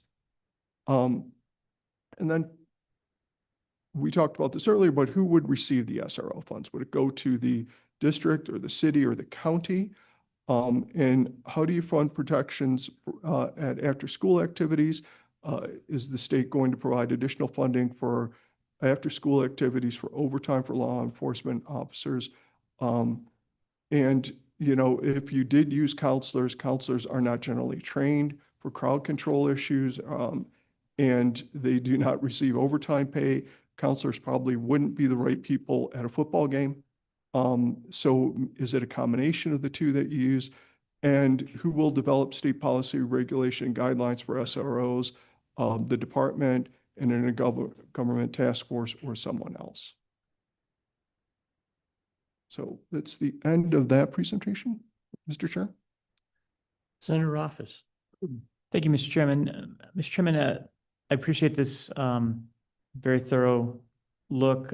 One thing I wanted to kind of go back to and revisit, which isn't in this presentation, but has been the prior theme, because I think it's important to take it into consideration as well as what's being presented here, is that your original view on SROs was that since 1/6 of all of the people in the state of Wyoming on any given day are in school, that it would be appropriate for 1/6-ish of the resources of law enforcement to be focused on that entity. Can you talk a little bit more about that? Because I think we need to take that into consideration as we consider this in terms of that partnership. So I wanted to hear a little bit more of your thoughts, and I realize that's counter to the lawsuit, but I think it informs our look forward. Senator Rossfuss, Mr. Co-Chairs, I think that's a really important point. And as our basic argument has always been that the police should be providing that protection as part of what's happening. And I would have held that position very strongly through this recalibration as well. The court did state that SROs were needed. And while we don't really know what's going to go on with the court case, the whole purpose of this series of meetings this summer is to be prepared to do what makes the most sense. In the meantime, I think what's become clear is there are other things that SROs can do, so that if you invest in school resource officers for the other educational benefits that they provide, and then they're available even more readily if hopefully they never have to be used for more serious problems. But when one can't predict those is the problem, they would be there. So I think one of the things that we probably want to think about is how do we weave that in, for example, in Evanston, where the school district and the city are coterminous, or at least the police department can work with all the schools, and something along that model can work provided there's good cooperation. And I don't know exactly how to mandate that. But in places where there are large distances and bigger challenges, it's pretty clear that law enforcement will respond if there's a problem in a school from wherever and whoever needs to be there, and they'll worry about how you work out everything else afterwards. The important thing is people's safety. But how do you build a model where a school is very remote, very difficult to get to? I wanted to point out Du Bois to you, Senator Salazar. You can see it in the Fremont 2 district. You can see that 10-mile radius, and there wasn't anything anywhere near it, right? It's as isolated as any place. And then there are all those little individual schools. And of course, the one in Teton County that's on the other side of the mountains from Jackson. So, and they're very close to some cities in Idaho. So I think the trick is to try to ascertain in some realistic way how that coordination can be worked out better. And everybody's happy to do it until the money runs out, or there isn't any money. And then I think one of the questions that I don't know who answers that question. I think it's a policy decision. It's not one we can answer is to what extent does the money flow to the school districts, or to what extent does it flow to law enforcement agencies? And the school districts will say, we won't have any control if it goes to the law enforcement agencies. So I've covered you guys already on that. Those are, I think, really hard policy decisions to work through. So I appreciate the work that you've done. I guess to the committee itself, let me just throw out an idea to start the conversation with regard to this issue. Obviously, we've heard today about local control of safety in the schools. You know, to me, school safety to me means keeping our children safe from harm. I don't know if counselors is the right issue, but I'm open to it. I do know that each district is very unique from other districts. And taking into consideration, obviously, the idea of after-school activities that needs to be provided. I'm wondering if on the lines of some type of a mechanism where the state would provide a specific amount of funding to each district to be used solely for school safety, but those funds to be decided by the district and not the state. And I throw out the idea because there are some school districts where school safety does mean a specific individual, or it does mean metal detectors, or it does mean in a different district surveillance cameras. And the state is not in a position to know the unique circumstances of every school district. But if the state were to provide a specific funding amount given specifically to the districts, and then let local control, those school boards decide for themselves what best fits school safety in those districts, I think that's something that, at least I'm speaking solely for myself, might be an idea that we would look at. Senator, do you have any thoughts on something on those lines? Yeah, Mr. Chairman, I think that's a rational approach and get maybe more information from our consultants on what amount of money that might be based on this look at it.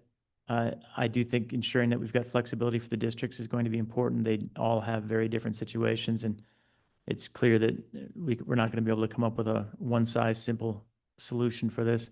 Also, different prioritization. Some districts want SROs, some might just want to work with the local police department and have some safety programs in their schools. So I appreciate the fact that you're looking towards that flexibility. It's hard to say exactly what that is.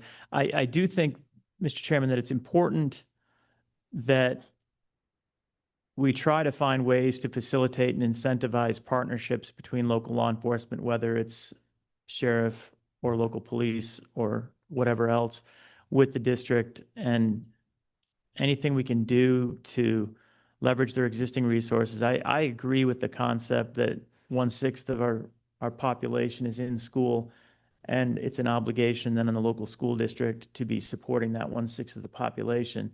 But that doesn't mean that solves all the problems. We understand that doesn't solve all the problems. So how do we effectively leverage that should be part of the question. And maybe that's through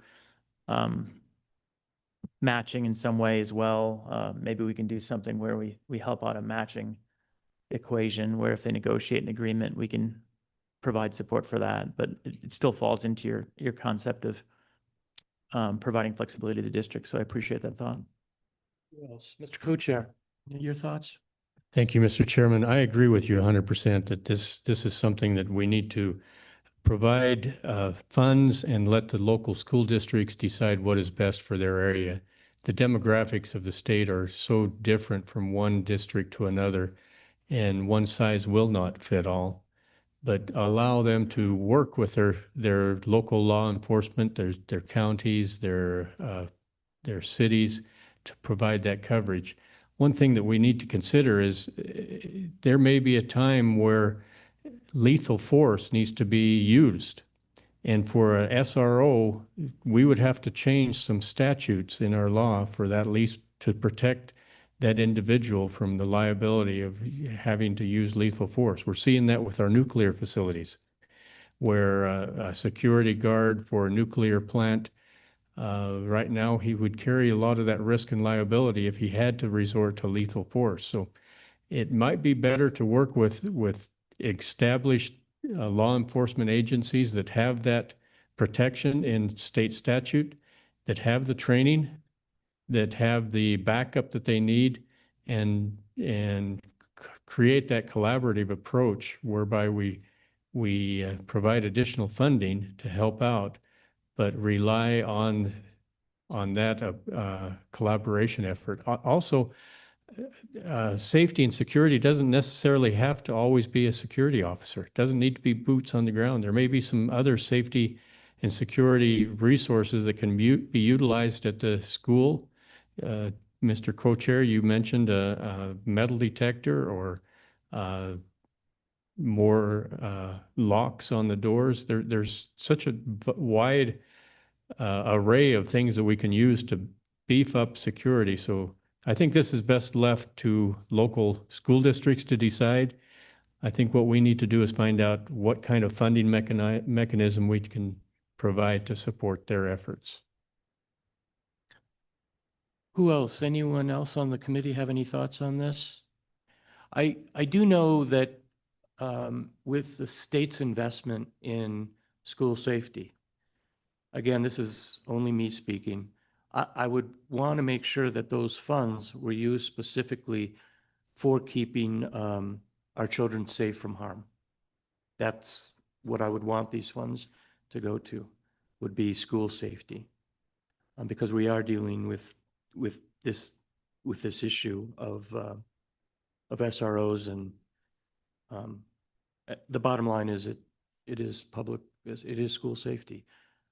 So for what it's worth, take those comments. And I know that in the weeks ahead, we're going to be asking you to perhaps give some refined options for this committee with regard to SROs, keeping in mind the cost, but most importantly, the safety of our children in school for a safe environment. That's paramount to me. But I appreciate the good work that you've done. It's extremely helpful, especially looking at what other states are doing. And so, Senator Brennan, you have your hand up. We'd love to hear from you. Yeah, thank you, Mr. Chairman. And I appreciate this discussion on SROs and the safety of our kids. Let me back up. Our kids are incredibly precious and important. And so the safety of them is of utmost importance. As we do go forward with this in this discussion, knowing that not all school districts are the same and some of them are quite different from others, I would love it too if in this discussion that we talked about maybe not just the safety resource officers, but what other things that schools could do that maybe we could put into this, where we look upstream from what is happening in how to prevent these. So some of those programs that can come into the schools and really help the staff and teachers build those relationships with the students that can help prevent some of the tragic incidents that we've seen around the country. And so that it's not just a law enforcement issue, that we're not just looking at that safety from just what can a safety officer, law enforcement type person do, but what can we do upstream so that our schools are healthy communities where these things just don't happen because of the health of the community of the school. Great. Thank you. Thank you for those comments. Dr. Pikus? Senator Salazar, with your permission, I'd like to summarize real quickly what I think Yeah, I please heard do. from the comments, which we'll try to refine and send back to staff quickly, so it's more coherent than I'm about to be. But what I heard was, one, the idea that the police department or the sheriff's department is part of the equation, however funded, is still remains important.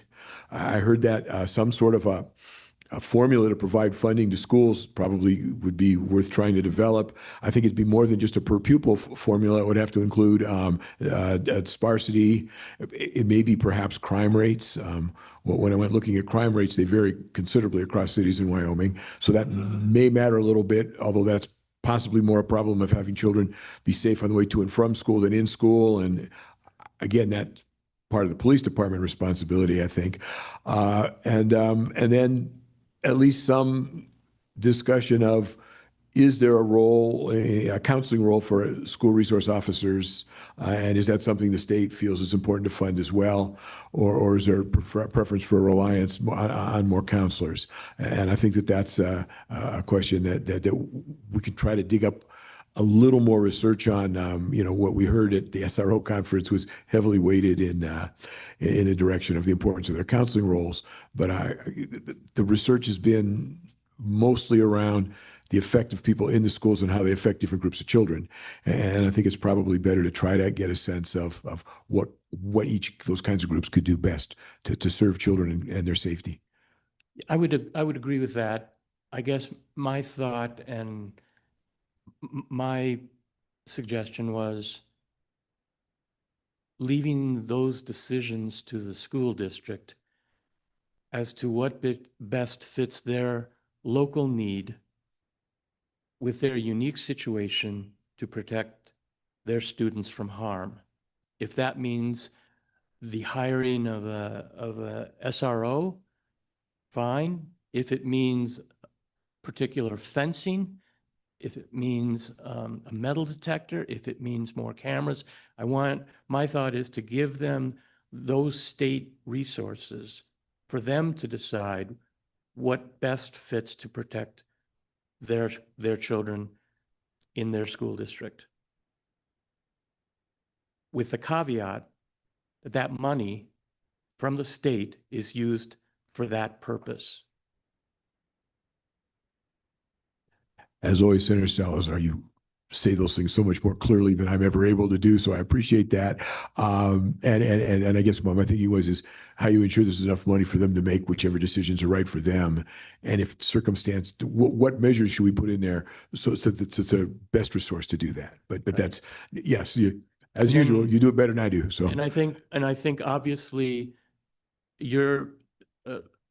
this committee is going to want options on how to fund that, and what the cost would be, and what is the adequate amount to give school districts for that mission. And does every school district get the same amount? It would seem to me that some schools may have a greater requirement because of the population of students that they have. You raise the town of Du Bois. They're extremely isolated. Does that come into consideration with regard to what type of support that they would get from the state? So those are things that you're far more qualified than we are to come with options. So let me give you a moment to sum up everything, and then I want to give some time for public comment on this issue. Thank you, Senator Salazar. I'm not sure we need any more time to really summarize. I think I'm pretty clear on where we want to go, and I don't see Amanda or Mike having any questions. As they come up, we'll work with staff and direct them to members of the committee as they deem appropriate, so we don't use up your time. I think what I think I understand us to do is what you just said and have that pretty clear. So I think we'll be fine to move forward, and hopefully we'll be able to find options that work in a productive and positive way. Good. Well, thank you again. I appreciate all the work you've done, and looking forward to your options coming forward. So appreciate it. For the members of the committee and the audience, I'd like to give at least half an hour now for public comment on specifically school safety, and love to hear your thoughts, comments, suggestions. If anyone would like to come up and give testimony, please do. Welcome. Thank you, sir. Senator, committee, my name's Kelly Waugh. I'm the chief of police here in Lander. Thanks for coming to Lander. Thanks for having us. U.S. Attorney Darren Smith likes to refer to this as a utopia, but I just want to touch base with you. Prior to the silo funding, this is the third school district I've been involved with in my career, 22 years in law enforcement in Wyoming, and by far, my relationship with Fremont County 1 is hands down the best. Prior to the silo, they put forth and paid for 2 SROs a year that come out of my police department. The way that Fremont County is set up is outside of Du Bois is used by a deputy sheriff. Riverton City provides out of the police department. Shoshone provides out of the police department. I provide out of the police department. Excuse me. In reflect of your statement, Senator Rothfuss, we are that. We're 1/6. If you use the staff that I put on the street every day with my SROs, we are at 1/6. We have one in the high school, one in the junior high. The two of them then share 2 different elementary schools. One of the things I'd like to do is I think, listening to the presentation, I understand it all. To me, those are thoughts and that were ideas. I want to share with you, just with my SROs, what we do here every day is emergency procedures, lockdown drills, fire evacuation drills, medical and health emergency response. A lot of that stuff is given with safety and security. One of the things that we do, I think that's more, if we move away from if a counselor should be doing it or not, is current drug and vaping trends, cyber safety, internet awareness, violence prevention, threat assessment. My SROs have taught rating programs, bike safety, internet safety, anti-bullying programs. We teach in social studies about Miranda rights, the court system, the Bill of Rights, e-bike, e-scooter, which everybody knows in the state is huge right now. Safety, we're working on an ordinance for that. Drug and vaping, teen dating violence, cyberbullying, sextortion scam awareness, leadership camps, driver's education we teach all summer. I mean, my 2 SROs, this is their life, and their police officers are unique as it is to choose to be a police officer. Teachers are unique because they choose to be teachers. You've taken those 2 people and melded them into one person to really be a true effective SRO. Both of my guys are police trained. Both of them have police powers, but they are also teachers. They are so many more things than just a police officer and SRO. They're counselors, they're life coaches, they're mentors, they're sports coaches, they're lifelines, they're safety and security. They teach kids, they teach teachers, they train teachers. One thing I don't think that you can probably wager or put on something is the number of lives that they've saved. We are unique, as is every school district, based on our geographical location to the reservation. I've spoke with the teachers here. I've spoke with a lot of students. If you think about the number of students that go to school every day because that's the only thing they know, that's where they feel safe. That's where they really feel like they're protected and home. These SROs are the bridge in that gap to where they have their safety and security. They want to go to school because the SROs are there. That's where they feel safe and protected. As much as our students can't learn if they're not fed accordingly, They cannot learn if they don't feel safe and protected. Our relationship with Fremont One is second to none. It's the priority of mine as the chief of police, and my SROs by far are very much the elite part of my staff that have devoted their entire life to child safety and to the schools. We would be lost without them. So Chief, I don't think you and I have met before, but it's good to meet you now. I wanted to know if you could, I appreciate your testimony. Sure. I want to know if you would be willing to submit to Dr. Pikus that list that you just read us of what your SROs do. Absolutely. Because I think that's important for him and his staff to know, particularly since he's going to come back in the coming weeks to give this committee options on this. And that's a very impressive list of duties. Clearly you're squared away. Well, I'm biased to my department, but I do believe you're probably in the safest community in Wyoming right now on all my staff, right? But of course, I'm going to say that I'm the chief. I love that confidence. The funding model I'd like to share with you is Fremont County One pays their salary. I pay the rest. We provide the cars, we provide the equipment, we provide the training because I believe it's a partnership. I believe it's a partnership with the police department and the school district. We have ownership in school safety as well, but the funding is an absolute must for us to continue to have the staff that we have. I'm fortunate out of across the state, I'm full staff. And when I've had people retire and or leave, I have that feel rather abruptly. I mean, who wouldn't want to live in Lander? But we actually pay well. And a lot of it's our community relationships, the bridge between the SROs, Department of Family Services, the reservation, juvenile services. We end up with kids that are not where they're supposed to be and nobody knows who they are or how they're going to get home. The first person anybody calls is the SRO. Shows a picture, maybe a first name, and they can tell you who they are and where they belong. And that is the elite service that we can get them back to where they need to be safely as fast as possible. And I would be happy to share anything that we have with the consultants for sure, because this is a huge, huge requirement, I think, in all of Wyoming, but it's been enormous for the Lander Police Department and Fremont County One. Yes, questions. Senator, let's go to Senator Office and then my co-chair. Thank you very much. I appreciate the comments specifically on what your responsibility is and what the district's responsibility is.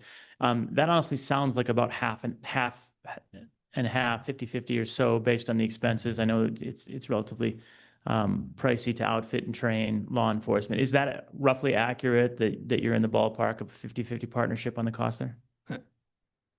Maybe if apples to apples, it's hard, Senator, just in the sense of it saved me probably 200 calls for service this year of guys that would have been on the street where they can just grab an SRO internally. You know, unfortunately, we have a fourth grader with a THC vape pen. Would they have called the police? Maybe, maybe not. What can you do really with a fourth grader? The value is with an SRO there, approaches them, handles it internally with the school district's rules. We also get it to our patrol team and we're able to move forward into the homes and start to fix the bigger issue. And I don't think you can put a price tag on that. Mr. Chairman, follow up? Please. That brings me to one of the other questions, and one of the concerns with SROs nationwide, looking at kind of data and studies, is the criminalization sometimes of behavior where you don't necessarily, or you wouldn't have a crime, even though it is a crime, right? You wouldn't have a crime reported in a school setting. You would just handle it. As law enforcement, there's more of an obligation to treat it as a crime.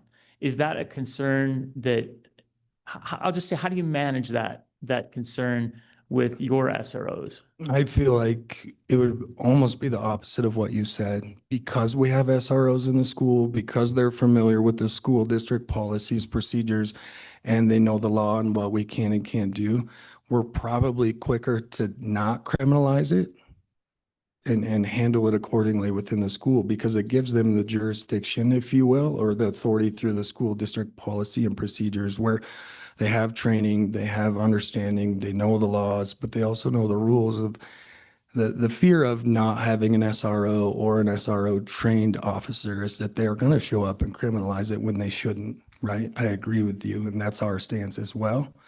Most of the times when we deal with juveniles, even when not in the school system, we push our SROs that way to see if there's a better avenue through the school district, through school policies, through school procedures that we can correct a problem and not make it criminal. I love the way that you're just transitioning to my three questions like perfectly.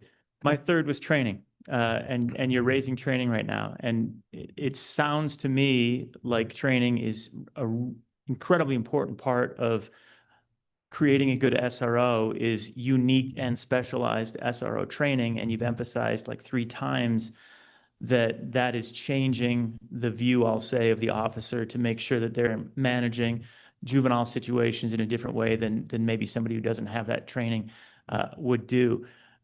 This is something where I feel like for us to do this right, the training becomes a key component. Having post-certified law enforcement with specialized training becomes effectively the key to a successful SRO program. Can you talk a little more in depth on what that training actually looks like for your SROs, where it's a differential training from what a non-SRO in your squad would experience? To give you probably the easiest drastic was, I'm not just going to give any officer a sniper rifle and make him a sniper, right? The same as I'm not just going to make any officer an SRO. These SROs are specific to who they are. I had spoke before that you're melding a teacher and an officer as one.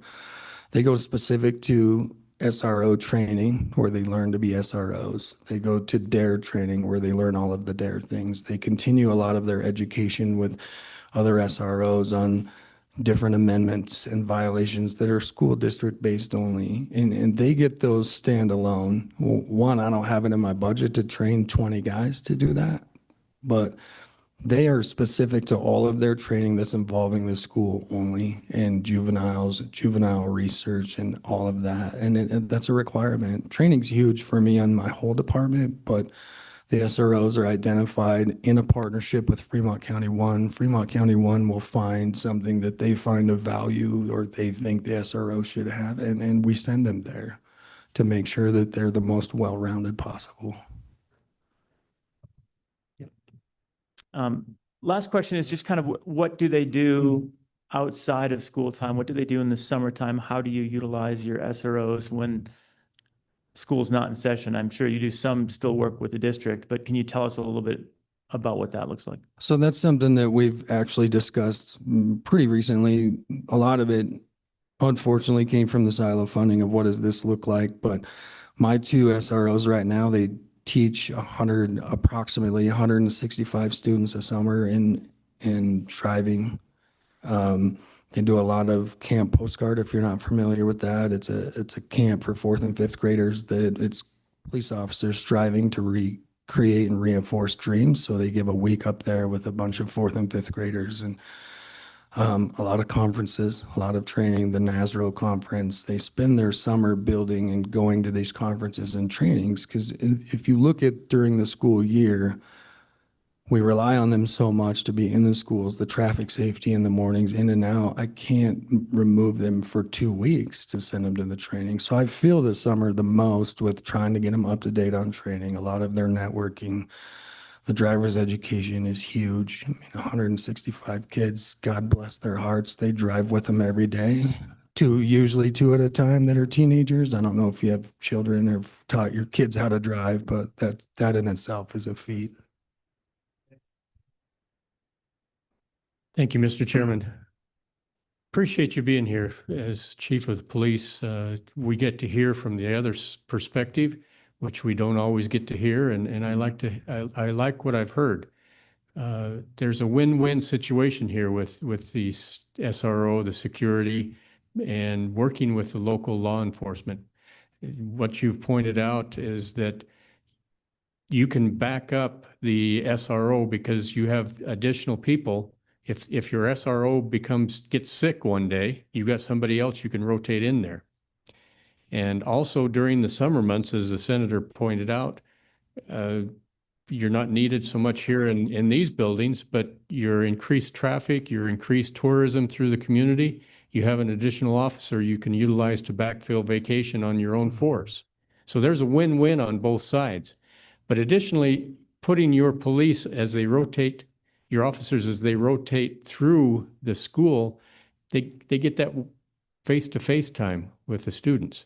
And that is good for the development of our students to be able to see a policeman and get to know them one-on-one and know that they're friendly people and they can be your friend and not only meet them on the street when you're in trouble.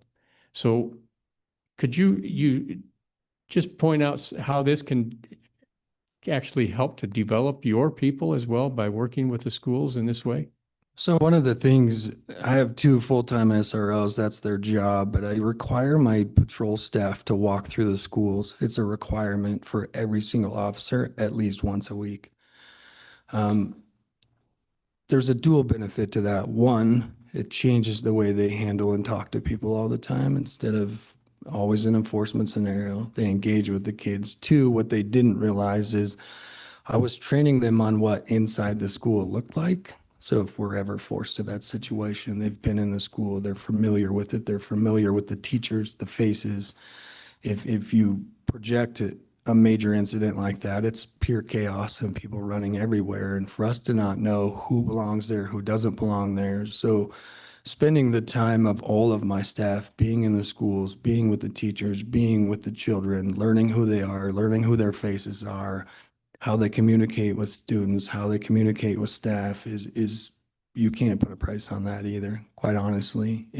As we go through the summer and we deal with families and children throughout the summer, we recognize them from in the school. When we see them at the park, when we see them out after curfew, we know who they are, we know where they should be, where they should belong. And it makes our response to any kind of incident or crime a lot faster and a lot safer. Representative Ian. Mr. Chairman, thank you. Chief, congratulations on the recognition by the FBI. I saw that. That was very cool. Thank you. And so I really liked hearing your model of how you work with the school district. I'm curious in your thoughts. So, you know, our charge is how do we build a model that's flexible for all of the school districts across the state for things like, you know, I don't think you directly have any input on how all of the districts in Fremont County handle it, but what are your thoughts on how we handle some of these small districts versus larger districts? Do you have ideas on what that partnership could look like for other districts as we try to figure out how we do this for everybody? Well, of course I have my opinion. I guess my stance, if I'm sitting in your chair, would be number one, not only with the school district, but who I am as a chief and how I feel about our department is without partnerships, you can't do it. There's no way, right? You have to be partners in every entity that you're working with. My drive would be, if it was possible, to put in place a forced partnership between local law enforcement agencies and the school district and make them work together. I don't know how you do that, to be honest with you. The funding model, I think what works for us at Fremont County is that whatever you decide that fund is goes to Fremont County 1 because we have a great relationship with them and I know that they're going to give it to me to provide them SROs. I don't know that you can guarantee that anywhere else because I don't work with the other school districts. To me, that's the perfect model. But if you can find a way to where by providing the funding required to provide SROs, it forces local agencies, whether it's police or sheriff, to work with the school district combined to utilize that fund. That's your magic answer. I just don't know what the details of it are. Mr. Chairman, one other question, Chief, and maybe this might be for Mr. Wilmarth or Mr. Carroll. With health insurance, is the SRO an employee of the department okay, so then how does health insurance get reimbursed if we are putting this in the model? How do you think health insurance should be reimbursed from the model point of view? I think if you just identify whatever that dollar amount is, however you decide it, whether it's based on population, whatever it is, right now, excuse me, right now, currently, I give Fremont County 1, this is how much it costs for those two for the year. And that's their wage, retirement, health insurance, workers, all of it. I said, this is how much it costs, and that's what they pay me back at the end of the fiscal, is that exact fee. So obviously that changes what agencies pay their staff, et cetera. But whatever that dollar amount is, I would just give them, this is what it costs. If it's not going to cover the salary, to me, they would be like, here's what we have and this is what we're willing to commit. There's no doubt in my mind as the chief or the current council and mayor that I have that they're like, we're covering the rest. We're partners. This is what we have to do. So, Mr. Chairman, committee, I mean, maybe that's something that we need to think about, because if we're going to encourage these partnerships, which I think is great, we need to figure out, we have this specific health insurance part where we're not reimbursing a model amount, we're reimbursing individual employees. And so if they're partnering with departments where the department is hiring them, we should think about how that plays into it. I agree. Other questions? Anyone else? Chief, thank you. Yeah. And you will get that information to. I absolutely will. Thank you guys so much for your time. Thank you again. Yes, sir. Yes, Scott Stoltz, Superintendent, District 2 in Sheridan. Thank you again for the opportunity. I first want to thank you for providing more funding for public education. It will, I guarantee you, continue to make a difference in the lives of our kids. So thank you. I know there was a question regarding the implementation of recalibration, and I'll specifically get to the question that Representative Kelly asked, would we have still funded increased salaries in teachers? And the answer, more importantly, is have we, in the past, done exactly that? And the answer is yes. I've been in Sheridan District 2 for 28 years. Every year, teachers saw an increase with the exception of 15, 16 when their salaries were frozen, knowing full well that we did not receive an external cost adjustment of all 28 years. In addition to that, when we did, we also knew that we supplemented at least $10,000 for every teacher, knowing that the model we received did not equate to the model that we were providing our salary schedule to our teachers. So the answer is yes, absolutely. That makes a difference, and we thank you for that. The other question was, how did the other non-instructional staff feel regarding that? Absolutely, our instructional staff, it's all about all of us together, and that was all articulated earlier. They had a concern about that because, quite frankly, all means all is that every one of those employees in our district make a difference in the lives of our kids. And so it does make a difference regarding the instructional versus the non-instructional and the silo of that. We fully feel, and we did demonstrate through our salary negotiations, that all employees did receive an equitable raise. So again, we appreciate that. Specifically to school safety, back in 1993, September of 1993, we had a school shooting in Sheridan. I was not in Sheridan at the time, where we had 2 students that ended up getting shot on the middle school football field. The shooter himself took his life. So when we think about school safety, is there any community immune? Absolutely not. I appreciate the conversation about this. Is it needed and necessary? Absolutely. And as I share with our staff, before school ever starts, we provide an active shooting training to all of our new staff. I'm one of those trainers, and I said, unfortunately, we have to spend time on this. Why? Because it's real, because we have to be prepared. And sadly, we also have to have this conversation about our school districts, because sadly, it may come to our communities as well. So what does that look like? School safety is critically important. The school resource officers that we have absolutely make a difference, and the chief articulated extremely well how those relationships work with our school district. Our police department, our school district, our police department, in regards to also our sheriff's office, we work very closely together. Unfortunately, the last several years, we've only been able to provide one SRO for all of our school. We have about 3,500 students. We have 2 high schools, we have a junior high, and we have 5 in-town elementary schools. So that SRO is spread thin, to say the least, knowing full well that Lander has 2. We've had 2 in the past, partly due to the fact of lack of staffing that our police department has had. As recent as last week, I had a conversation with our police chief. It looks like they're going to be optimistic that we are going to be able to provide 2. That funding has been provided where we provide funding for one of those SROs, and then the police department, the city, provides the other through a COPS grant. Unfortunately, the COPS grant went away, so the intent is, and we have budgeted for 2 full-time resource officers in our school district. The ratio that's been provided, I think, is low. I think we need a minimum of 2 for our school district, as opposed to 3 for what it looked like with the recommendation from PICUS. I also question the correlation between counselors and SROs. Those are entirely different roles and responsibilities, without question. A counselor cannot provide the duties and the need that an SRO, nor can the SRO provide exactly what our counselors provide. Does an SRO provide counseling to some of our students? Of course they do. But the relationships, as talked about with the chief, is that our kids now are seeing our resource officers as someone that is friendly, someone that is a resource, someone that they can come to, whether it's good or bad. And they do. They confide in our resource officers about specific things that may be upcoming. So to preventatively, some of the things that are possibly going on in our schools or in our community, our resource officers are getting a heads up because they have built those relationships with our kids. We also know that some of our most at-risk students see those resource officers as bad, that anytime they show up at our home, it's for bad reasons. We are countering that to help those kids understand they are actually more friendly, more supportive than what they're typically seeing in their home.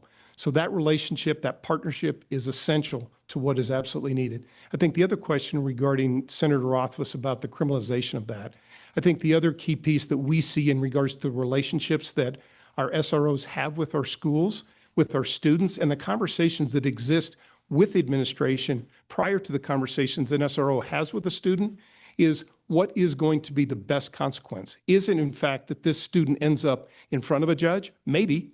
Or is it in fact better that they are not assigned a fine or a ticket, but there's a hard conversations that help the student learn? So I think, again, relationships are helping to determine what is the best means to have the most impact on this student, knowing full well that we want to ensure that whatever we choose is going to change behavior. So knowing what those relationships are, knowing what that communication is, we're going to make a better choice as far as what is going to be the best mode to change behavior. I think those relationships, I appreciate the conversation about how can we fund this? How can we provide money to allow that within the local school districts to determine what is the best way to provide safety? I know there was also conversation about sharing resources among different districts, knowing that in Sheridan County, there's 3 school districts. And we also know that response time, critically important to that. Most school shootings end within 5 minutes. So that is also critically a knowing need that every school district should have the opportunity to use that money that is best needed for those respective school districts. So I appreciate the opportunity and the conversation about how can we provide more of the support, more of these resources, and most importantly, provide more safety for our kids. So thank you. Very helpful testimony. Thank you. Any questions? Appreciate it, very much so. We're going to finish up with you, sir, and then I'm going to let these folks have a little break.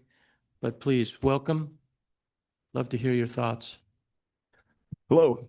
Thank you, Senator. My name is Jake Conlog. I'm one of the school resource officers here for Fremont One and the Lander Police Department. And I'm also currently the treasurer of our Wyoming School Resource Officers Association. What you're doing here and what we're talking about is something that's been needed for a long time. I don't know, some of you were there long enough ago when the governor had his task force on school safety, and that seemed to just fizzle out, and we're still talking about it again in 2026. You hear the need. It's not a want. The chief, as gracious in his words to me, and what he spoke about is absolutely 100% correct. If there is a model to look at, Fremont One has been doing it for a long time. The relationships that we build, this is the only job in law enforcement I want. It's the best kept secret in law enforcement, and you have to have that right mix of somebody that wants to work with youth, work with teachers, to be in the schools. And so that relationship coming down, we cannot do our jobs without the support we're getting from the school district. And it sounds like what we're coming to you is help us make that happen even more so with the rest of the school districts going on. Senator Salazar, you talked about like a funding model on that. It sounds very similar to the teacher silo of what you were talking about, where it's a safety funding model of what's going through there. So I really appreciate you guys going through there. I would love to answer any questions about as far as my role. And a lot of those things were on the list that Chief read are things I've done in the school district. Yeah, I would say we do enough to keep what everybody wants, right? Like we're teaching, we're providing education programs. What better person to teach kids to drive than two cops, right? And so those are the things we love to do. It's a passion for me, and I want to see it continue for when I'm not able to be in the schools anymore, that we are getting highly trained people. The state is taking this as a serious look at, we need to fund this. It's not a want for schools anymore. It's an absolute need. And we don't want to be like Texas or another state where we're going to retroactively wait until something bad happens to say, let's throw some money at it and see what sticks. And I applaud you guys for being here, looking at that. And so I just thank you for this time to be able to say how important it is for me, how important it is for our School Resource Officer Association as we help advocate. When you meet in August, you'll be able to meet our president, Manny Fardella. Some of you might already have met him, but he'll also be able to give some testimony on what's happening within his district and stuff as well. So thank you for your service to our community. Really appreciate it. Your job description covers so many things, and we're all starting to learn exactly what you do.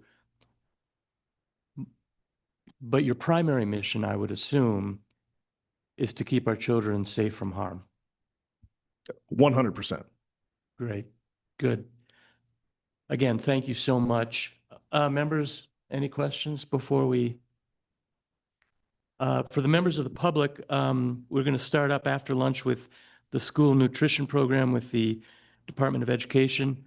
And once again, I will give you plenty of time for public comment this afternoon. So with that, I will we'll recess until 2 o'clock. Thank you.